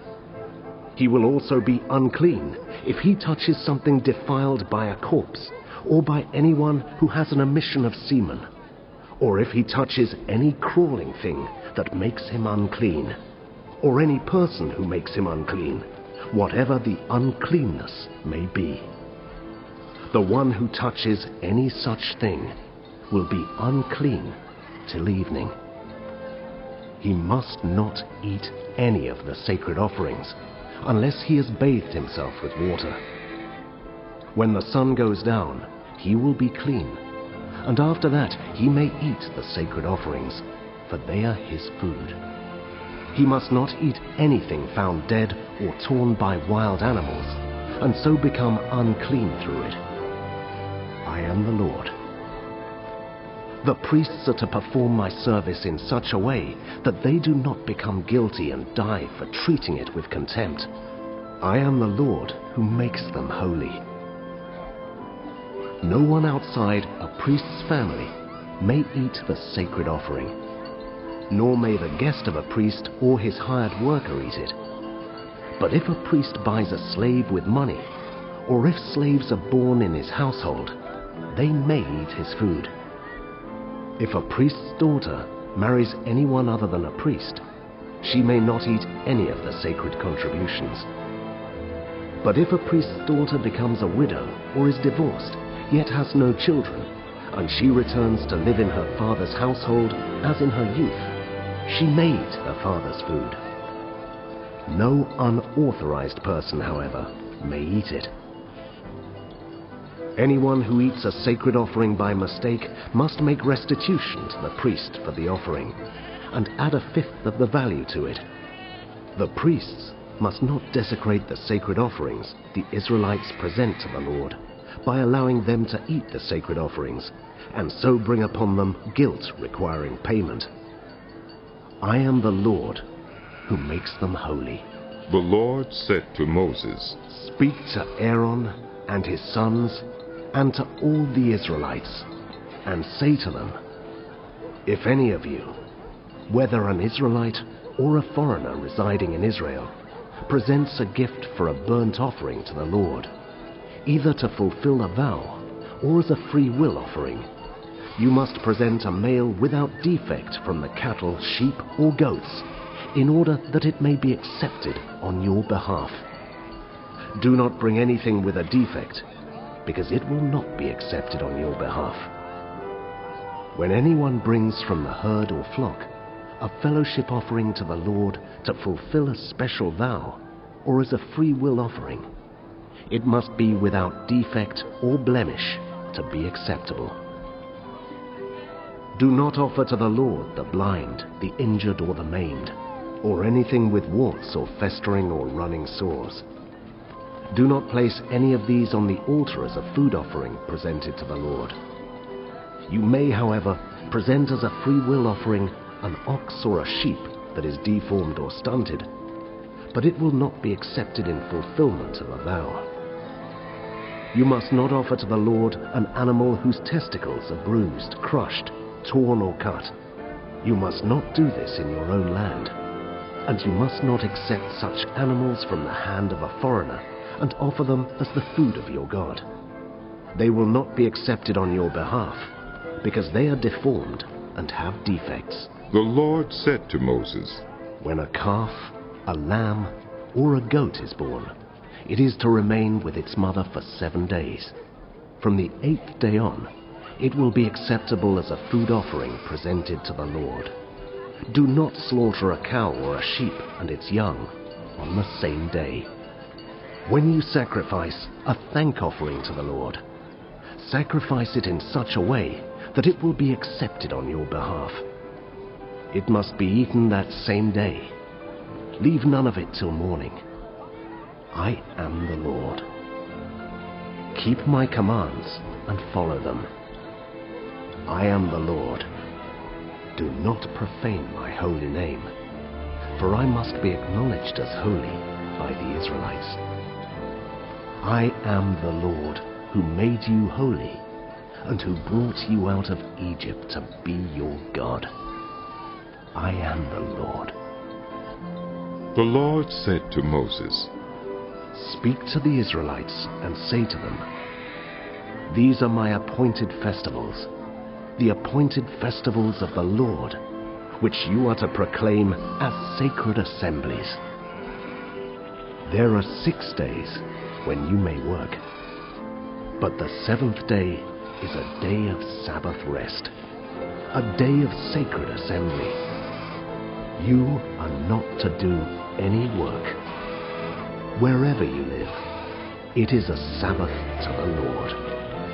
These are the Lord's appointed festivals, the sacred assemblies you are to proclaim at their appointed times. The Lord's Passover begins at twilight on the 14th day of the first month. On the 15th day of that month, the Lord's festival of unleavened bread begins. For 7 days you must eat bread made without yeast. On the first day, hold a sacred assembly and do no regular work. For 7 days, present a food offering to the Lord. And on the 7th day, hold a sacred assembly and do no regular work. The Lord said to Moses, Speak to the Israelites and say to them, When you enter the land I am going to give you, and you reap its harvest, bring to the priest a sheaf of the first grain you harvest. He is to wave the sheaf before the Lord, so it will be accepted on your behalf. The priest is to wave it on the day after the Sabbath. On the day you wave the sheaf, you must sacrifice as a burnt offering to the Lord a lamb 1 year old without defect, together with its grain offering of 2/10 of an ephah of the finest flour mixed with olive oil, a food offering presented to the Lord, a pleasing aroma, and its drink offering of 1/4 of a hin of wine. You must not eat any bread or roasted or new grain until the very day you bring this offering to your God. This is to be a lasting ordinance for the generations to come, wherever you live. From the day after the Sabbath, the day you brought the sheaf of the wave offering, count off 7 full weeks. Count off 50 days up to the day after the 7th Sabbath, and then present an offering of new grain to the Lord.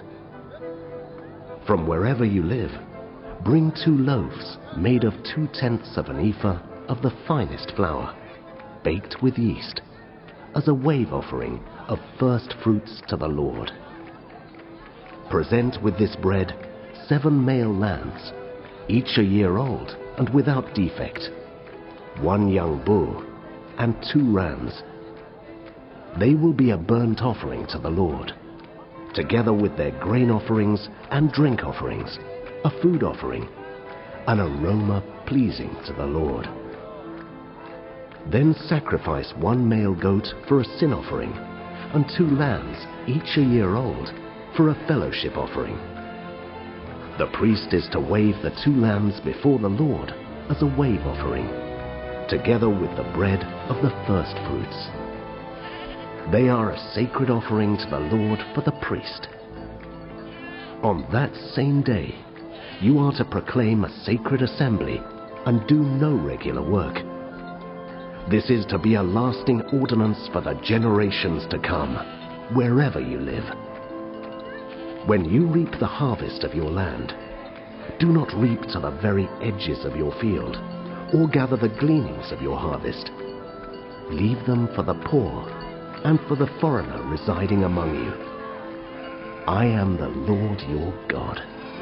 The Lord said to Moses, Say to the Israelites, on the first day of the 7th month, you are to have a day of Sabbath rest, a sacred assembly commemorated with trumpet blasts.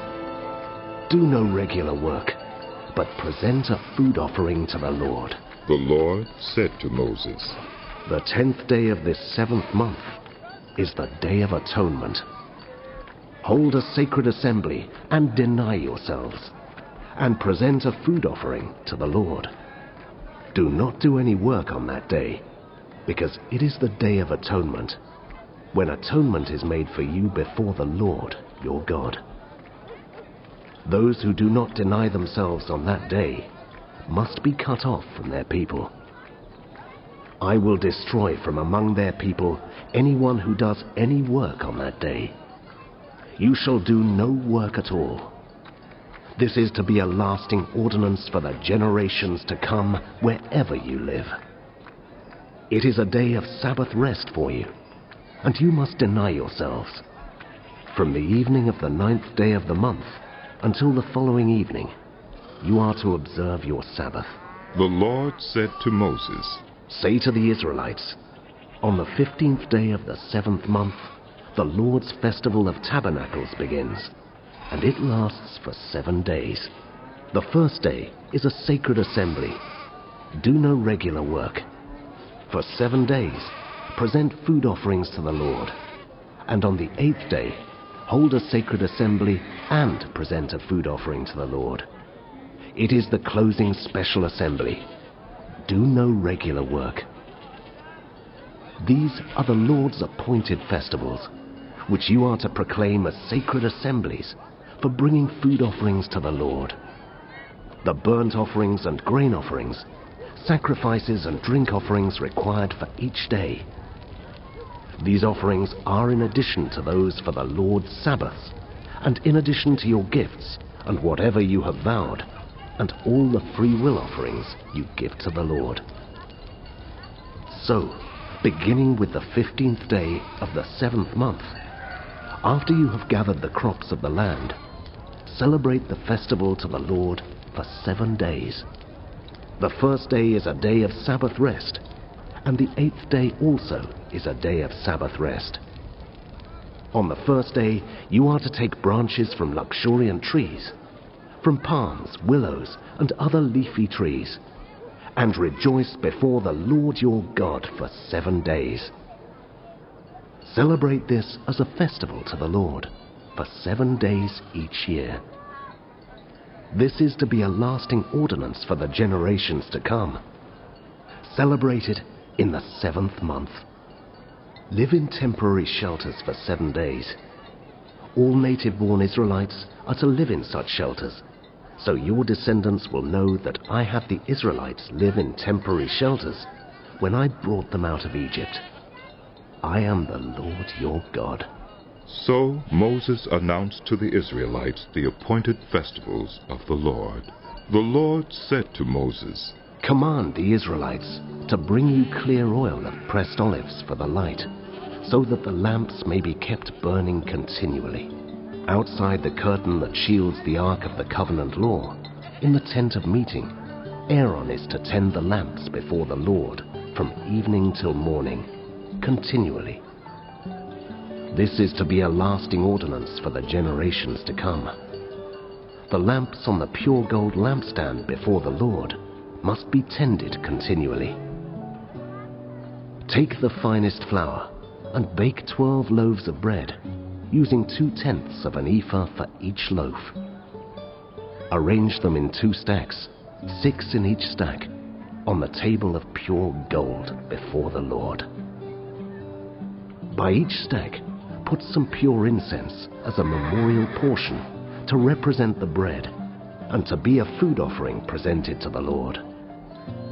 This bread is to be set out before the Lord regularly, Sabbath after Sabbath, on behalf of the Israelites as a lasting covenant. It belongs to Aaron and his sons, who are to eat it in the sanctuary area, because it is a most holy part of their perpetual share of the food offerings presented to the Lord. Now the son of an Israelite mother and an Egyptian father went out among the Israelites, and a fight broke out in the camp between him and an Israelite. The son of the Israelite woman blasphemed the name with a curse, so they brought him to Moses. His mother's name was Shelomith, the daughter of Debri the Danite. They put him in custody until the will of the Lord should be made clear to them. Then the Lord said to Moses, Take the blasphemer outside the camp. All those who heard him are to lay their hands on his head, and the entire assembly is to stone him. Say to the Israelites, anyone who curses their God will be held responsible. Anyone who blasphemes the name of the Lord is to be put to death. The entire assembly must stone them, whether foreigner or native born. When they blaspheme the name, they are to be put to death. Anyone who takes the life of a human being is to be put to death. Anyone who takes the life of someone's animal must make restitution, life for life. Anyone who injures their neighbor is to be injured in the same manner. Fracture for fracture, eye for eye, tooth for tooth. The one who has inflicted the injury must suffer the same injury. Whoever kills an animal must make restitution, but whoever kills a human being is to be put to death. You are to have the same law for the foreigner and the native born. I am the Lord your God. Then Moses spoke to the Israelites, and they took the blasphemer outside the camp and stoned him. The Israelites did as the Lord commanded Moses. The Lord said to Moses on Mount Sinai, "Speak to the Israelites and say to them, when you enter the land I am going to give you, the land itself must observe a Sabbath to the Lord. For 6 years sow your fields, and for 6 years prune your vineyards and gather their crops. But in the 7th year, the land is to have a year of Sabbath rest, a Sabbath to the Lord. Do not sow your fields or prune your vineyards. Do not reap what grows of itself, or harvest the grapes of your untended vines. The land is to have a year of rest. Whatever the land yields during the Sabbath year will be food for you, for yourself, your male and female servants, and the hired worker and temporary resident who live among you, as well as for your livestock and the wild animals in your land. Whatever the land produces may be eaten." Count off 7 Sabbath years, 7 times 7 years, so that the 7 Sabbath years amount to a period of 49 years. Then have the trumpet sounded everywhere on the 10th day of the 7th month. On the Day of Atonement, sound the trumpet throughout your land. Consecrate the 50th year and proclaim liberty throughout the land to all its inhabitants. It shall be a jubilee for you. Each of you is to return to your family property and to your own clan. The 50th year shall be a jubilee for you. Do not sow and do not reap what grows of itself, or harvest the untended vines. For it is a jubilee, and is to be holy for you. Eat only what is taken directly from the fields. In this year of jubilee, everyone is to return to their own property. If you sell land to any of your own people, or buy land from them, do not take advantage of each other. You are to buy from your own people on the basis of the number of years since the Jubilee, and they are to sell to you on the basis of the number of years left for harvesting crops. When the years are many, you are to increase the price, and when the years are few, you are to decrease the price, because what is really being sold to you is the number of crops. Do not take advantage of each other, but fear your God. I am the Lord your God. Follow my decrees, and be careful to obey my laws, and you will live safely in the land. Then the land will yield its fruit, and you will eat your fill and live there in safety. You may ask, what will we eat in the 7th year if we do not plant or harvest our crops? I will send you such a blessing in the 6th year that the land will yield enough for 3 years. While you plant during the 8th year, you will eat from the old crop and will continue to eat from it until the harvest of the 9th year comes in. The land must not be sold permanently, because the land is mine, and you reside in my land as foreigners and strangers. Throughout the land that you hold as a possession, you must provide for the redemption of the land. If one of your fellow Israelites becomes poor and sells some of their property, their nearest relative is to come and redeem what they have sold. If, however, there is no one to redeem it for them, but later on they prosper and acquire sufficient means to redeem it themselves, they are to determine the value for the years since they sold it and refund the balance to the one to whom they sold it. They can then go back to their own property. But if they do not acquire the means to repay, what was sold will remain in the possession of the buyer until the year of Jubilee. It will be returned in the Jubilee, and they can then go back to their property. Anyone who sells a house in a walled city retains the right of redemption, a full year after its sale.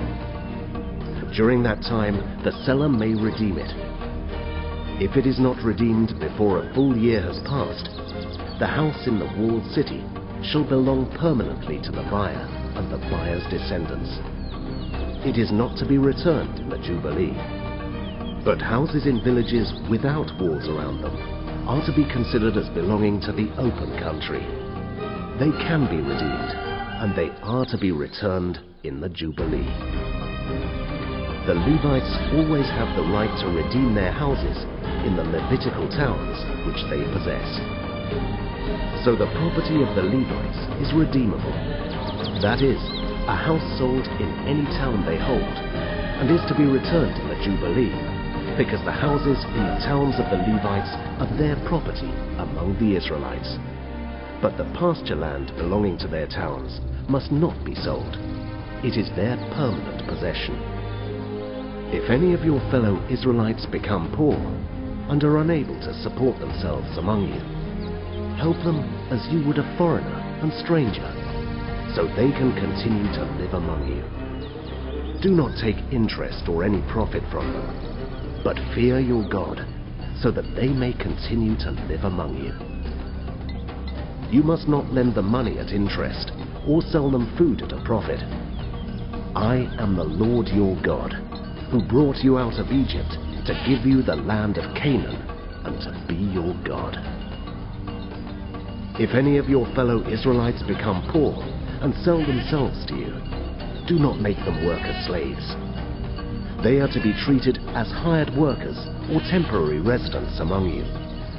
They are to work for you until the year of Jubilee. Then they and their children are to be released, and they will go back to their own clans and to the property of their ancestors.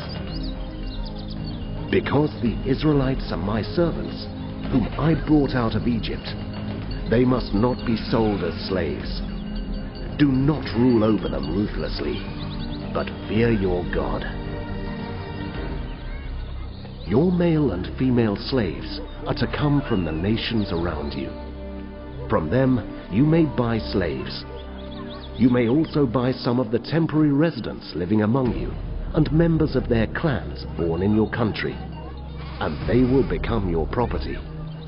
You can bequeath them to your children as inherited property and can make them slaves for life. But you must not rule over your fellow Israelites ruthlessly. If a foreigner residing among you becomes rich, and any of your fellow Israelites become poor and sell themselves to the foreigner or to a member of the foreigner's clan, they retain the right of redemption after they have sold themselves. One of their relatives may redeem them. An uncle or a cousin, or any blood relative in their clan may redeem them. Or if they prosper, they may redeem themselves. They and their buyer are to count the time from the year they sold themselves up to the year of Jubilee. The price for their release is to be based on the rate paid to a hired worker for that number of years. If many years remain, they must pay for their redemption a larger share of the price paid for them. If only a few years remain until the year of Jubilee, they are to compute that and pay for their redemption accordingly. They are to be treated as workers hired from year to year. You must see to it that those to whom they owe service do not rule over them ruthlessly. Even if someone is not redeemed in any of these ways, they and their children are to be released in the year of Jubilee. For the Israelites belong to me as servants. They are my servants, whom I brought out of Egypt. I am the Lord your God. Do not make idols, or set up an image or a sacred stone for yourselves. And do not place a carved stone in your land to bow down before it. I am the Lord your God. Observe my Sabbaths, and have reverence for my sanctuary. I am the Lord. If you follow my decrees and are careful to obey my commands, I will send you rain in its season, and the ground will yield its crops, and the trees their fruit. Your threshing will continue until grape harvest, and the grape harvest will continue until planting. And you will eat all the food you want, and live in safety in your land. I will grant peace in the land, and you will lie down, and no one will make you afraid. I will remove wild beasts from the land, and the sword will not pass through your country. You will pursue your enemies, and they will fall by the sword before you. 5 of you will chase 100, and 100 of you will chase 10,000, and your enemies will fall by the sword before you. I will look on you with favor, and make you fruitful, and increase your numbers. And I will keep my covenant with you. You will still be eating last year's harvest, when you will have to move it out to make room for the new. I will put my dwelling place among you, and I will not abhor you. I will walk among you and be your God, and you will be my people. I am the Lord your God, who brought you out of Egypt, so that you would no longer be slaves to the Egyptians.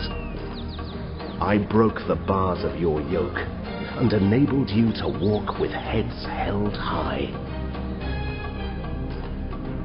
But if you will not listen to me, and carry out all these commands, and if you reject my decrees, and abhor my laws, and fail to carry out all my commands, and so violate my covenant, then I will do this to you. I will bring on you sudden terror, wasting diseases and fever that will destroy your sight and sap your strength. You will plant seed in vain, because your enemies will eat it. I will set my face against you, so that you will be defeated by your enemies. Those who hate you will rule over you, and you will flee even when no one is pursuing you. If, after all this, you will not listen to me, I will punish you for your sins 7 times over. I will break down your stubborn pride, and make the sky above you like iron, and the ground beneath you like bronze. Your strength will be spent in vain, because your soil will not yield its crops, nor will the trees of your land yield their fruit. If you remain hostile toward me, and refuse to listen to me, I will multiply your afflictions 7 times over, as your sins deserve. I will send wild animals against you, and they will rob you of your children, destroy your cattle, and make you so few in number that your roads will be deserted. If in spite of these things you do not accept my correction, but continue to be hostile toward me, I myself will be hostile toward you, and will afflict you for your sins 7 times over, and I will bring the sword on you to avenge the breaking of the covenant. When you withdraw into your cities, I will send a plague among you, and you will be given into enemy hands. When I cut off your supply of bread, 10 women will be able to bake your bread in 1 oven, and they will dole out the bread by weight. You will eat, but you will not be satisfied. If in spite of this you still do not listen to me, but continue to be hostile toward me, then in my anger I will be hostile toward you, and I myself will punish you for your sins 7 times over. You will eat the flesh of your sons, and the flesh of your daughters.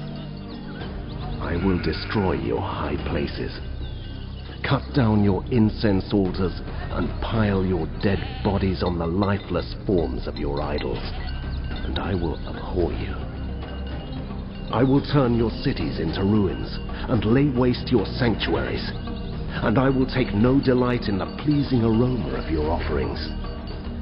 I myself will lay waste the land, so that your enemies who live there will be appalled. I will scatter you among the nations, and will draw out my sword and pursue you. Your land will be laid waste, and your cities will lie in ruins. Then the land will enjoy its Sabbath years, all the time that it lies desolate, and you are in the country of your enemies. Then the land will rest and enjoy its Sabbaths. All the time that it lies desolate, the land will have the rest it did not have during the Sabbaths you lived in it. As for those of you who are left, I will make their hearts so fearful in the lands of their enemies that the sound of a wind-blown leaf will put them to flight. They will run as though fleeing from the sword, and they will fall, even though no one is pursuing them. They will stumble over one another as though fleeing from the sword, even though no one is pursuing them. So you will not be able to stand before your enemies. You will perish among the nations. The land of your enemies will devour you. Those of you who are left will waste away in the lands of their enemies because of their sins. Also because of their ancestors' sins, they will waste away. But if they will confess their sins and the sins of their ancestors, their unfaithfulness and their hostility toward me, which made me hostile toward them, so that I sent them into the land of their enemies, then when their uncircumcised hearts are humbled, and they pay for their sin, I will remember my covenant with Jacob, and my covenant with Isaac, and my covenant with Abraham, and I will remember the land. For the land will be deserted by them, and will enjoy its Sabbaths, while it lies desolate without them. They will pay for their sins, because they rejected my laws and abhorred my decrees.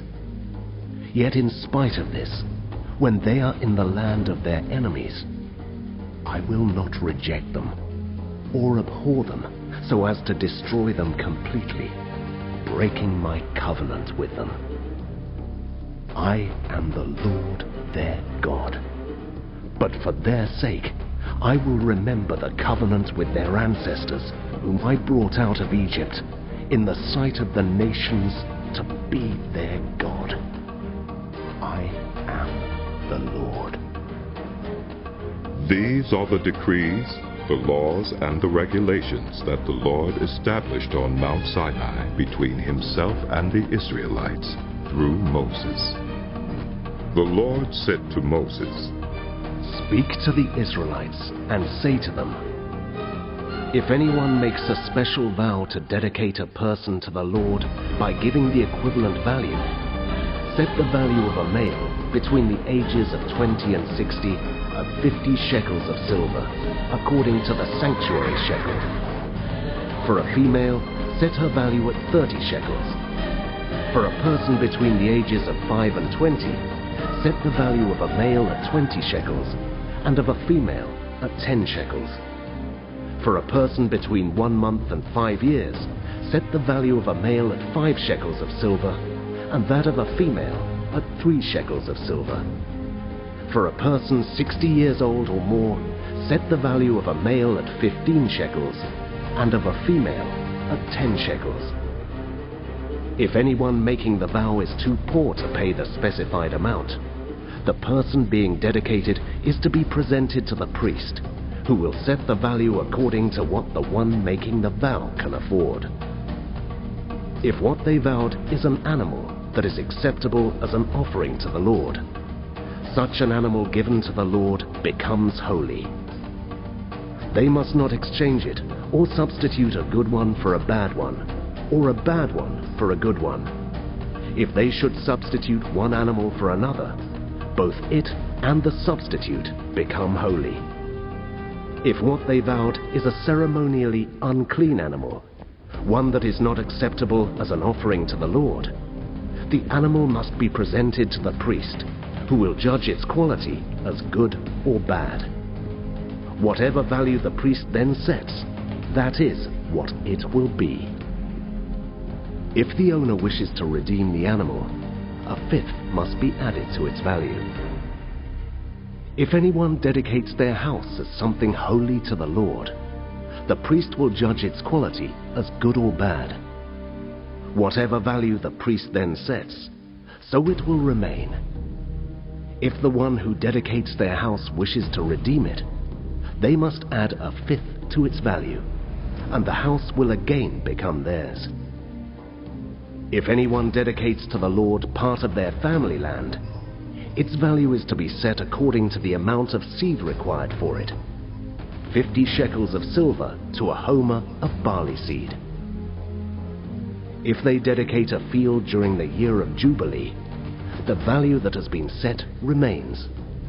But if they dedicate a field after the Jubilee, the priest will determine the value according to the number of years that remain until the next year of Jubilee, and its set value will be reduced. If the one who dedicates the field wishes to redeem it, they must add a fifth to its value, and the field will again become theirs. If, however, they do not redeem the field, or if they have sold it to someone else, it can never be redeemed. When the field is released in the Jubilee, it will become holy, like a field devoted to the Lord. It will become priestly property. If anyone dedicates to the Lord a field they have bought which is not part of their family land, the priest will determine its value up to the year of Jubilee, and the owner must pay its value on that day as something holy to the Lord. In the year of Jubilee, the field will revert to the person from whom it was bought, the one whose land it was. Every value is to be set according to the sanctuary shekel, 20 gerahs to the shekel. No one, however, may dedicate the firstborn of an animal, since the firstborn already belongs to the Lord. Whether an ox or a sheep, it is the Lord's. If it is one of the unclean animals, it may be bought back at its set value, adding a fifth of the value to it. If it is not redeemed, it is to be sold at its set value. But nothing that a person owns and devotes to the Lord, whether a human being or an animal or family land, may be sold or redeemed. Everything so devoted is most holy to the Lord. No person devoted to destruction may be ransomed. They are to be put to death. A tithe of everything from the land, whether grain from the soil or fruit from the trees, belongs to the Lord. It is holy to the Lord. Whoever would redeem any of their tithe must add a fifth of the value to it. Every tithe of the herd and flock, every 10th animal that passes under the shepherd's rod, will be holy to the Lord. No one may pick out the good from the bad, or make any substitution. If anyone does make a substitution, both the animal and its substitute become holy and cannot be redeemed. These are the commands the Lord gave Moses on Mount Sinai for the Israelites.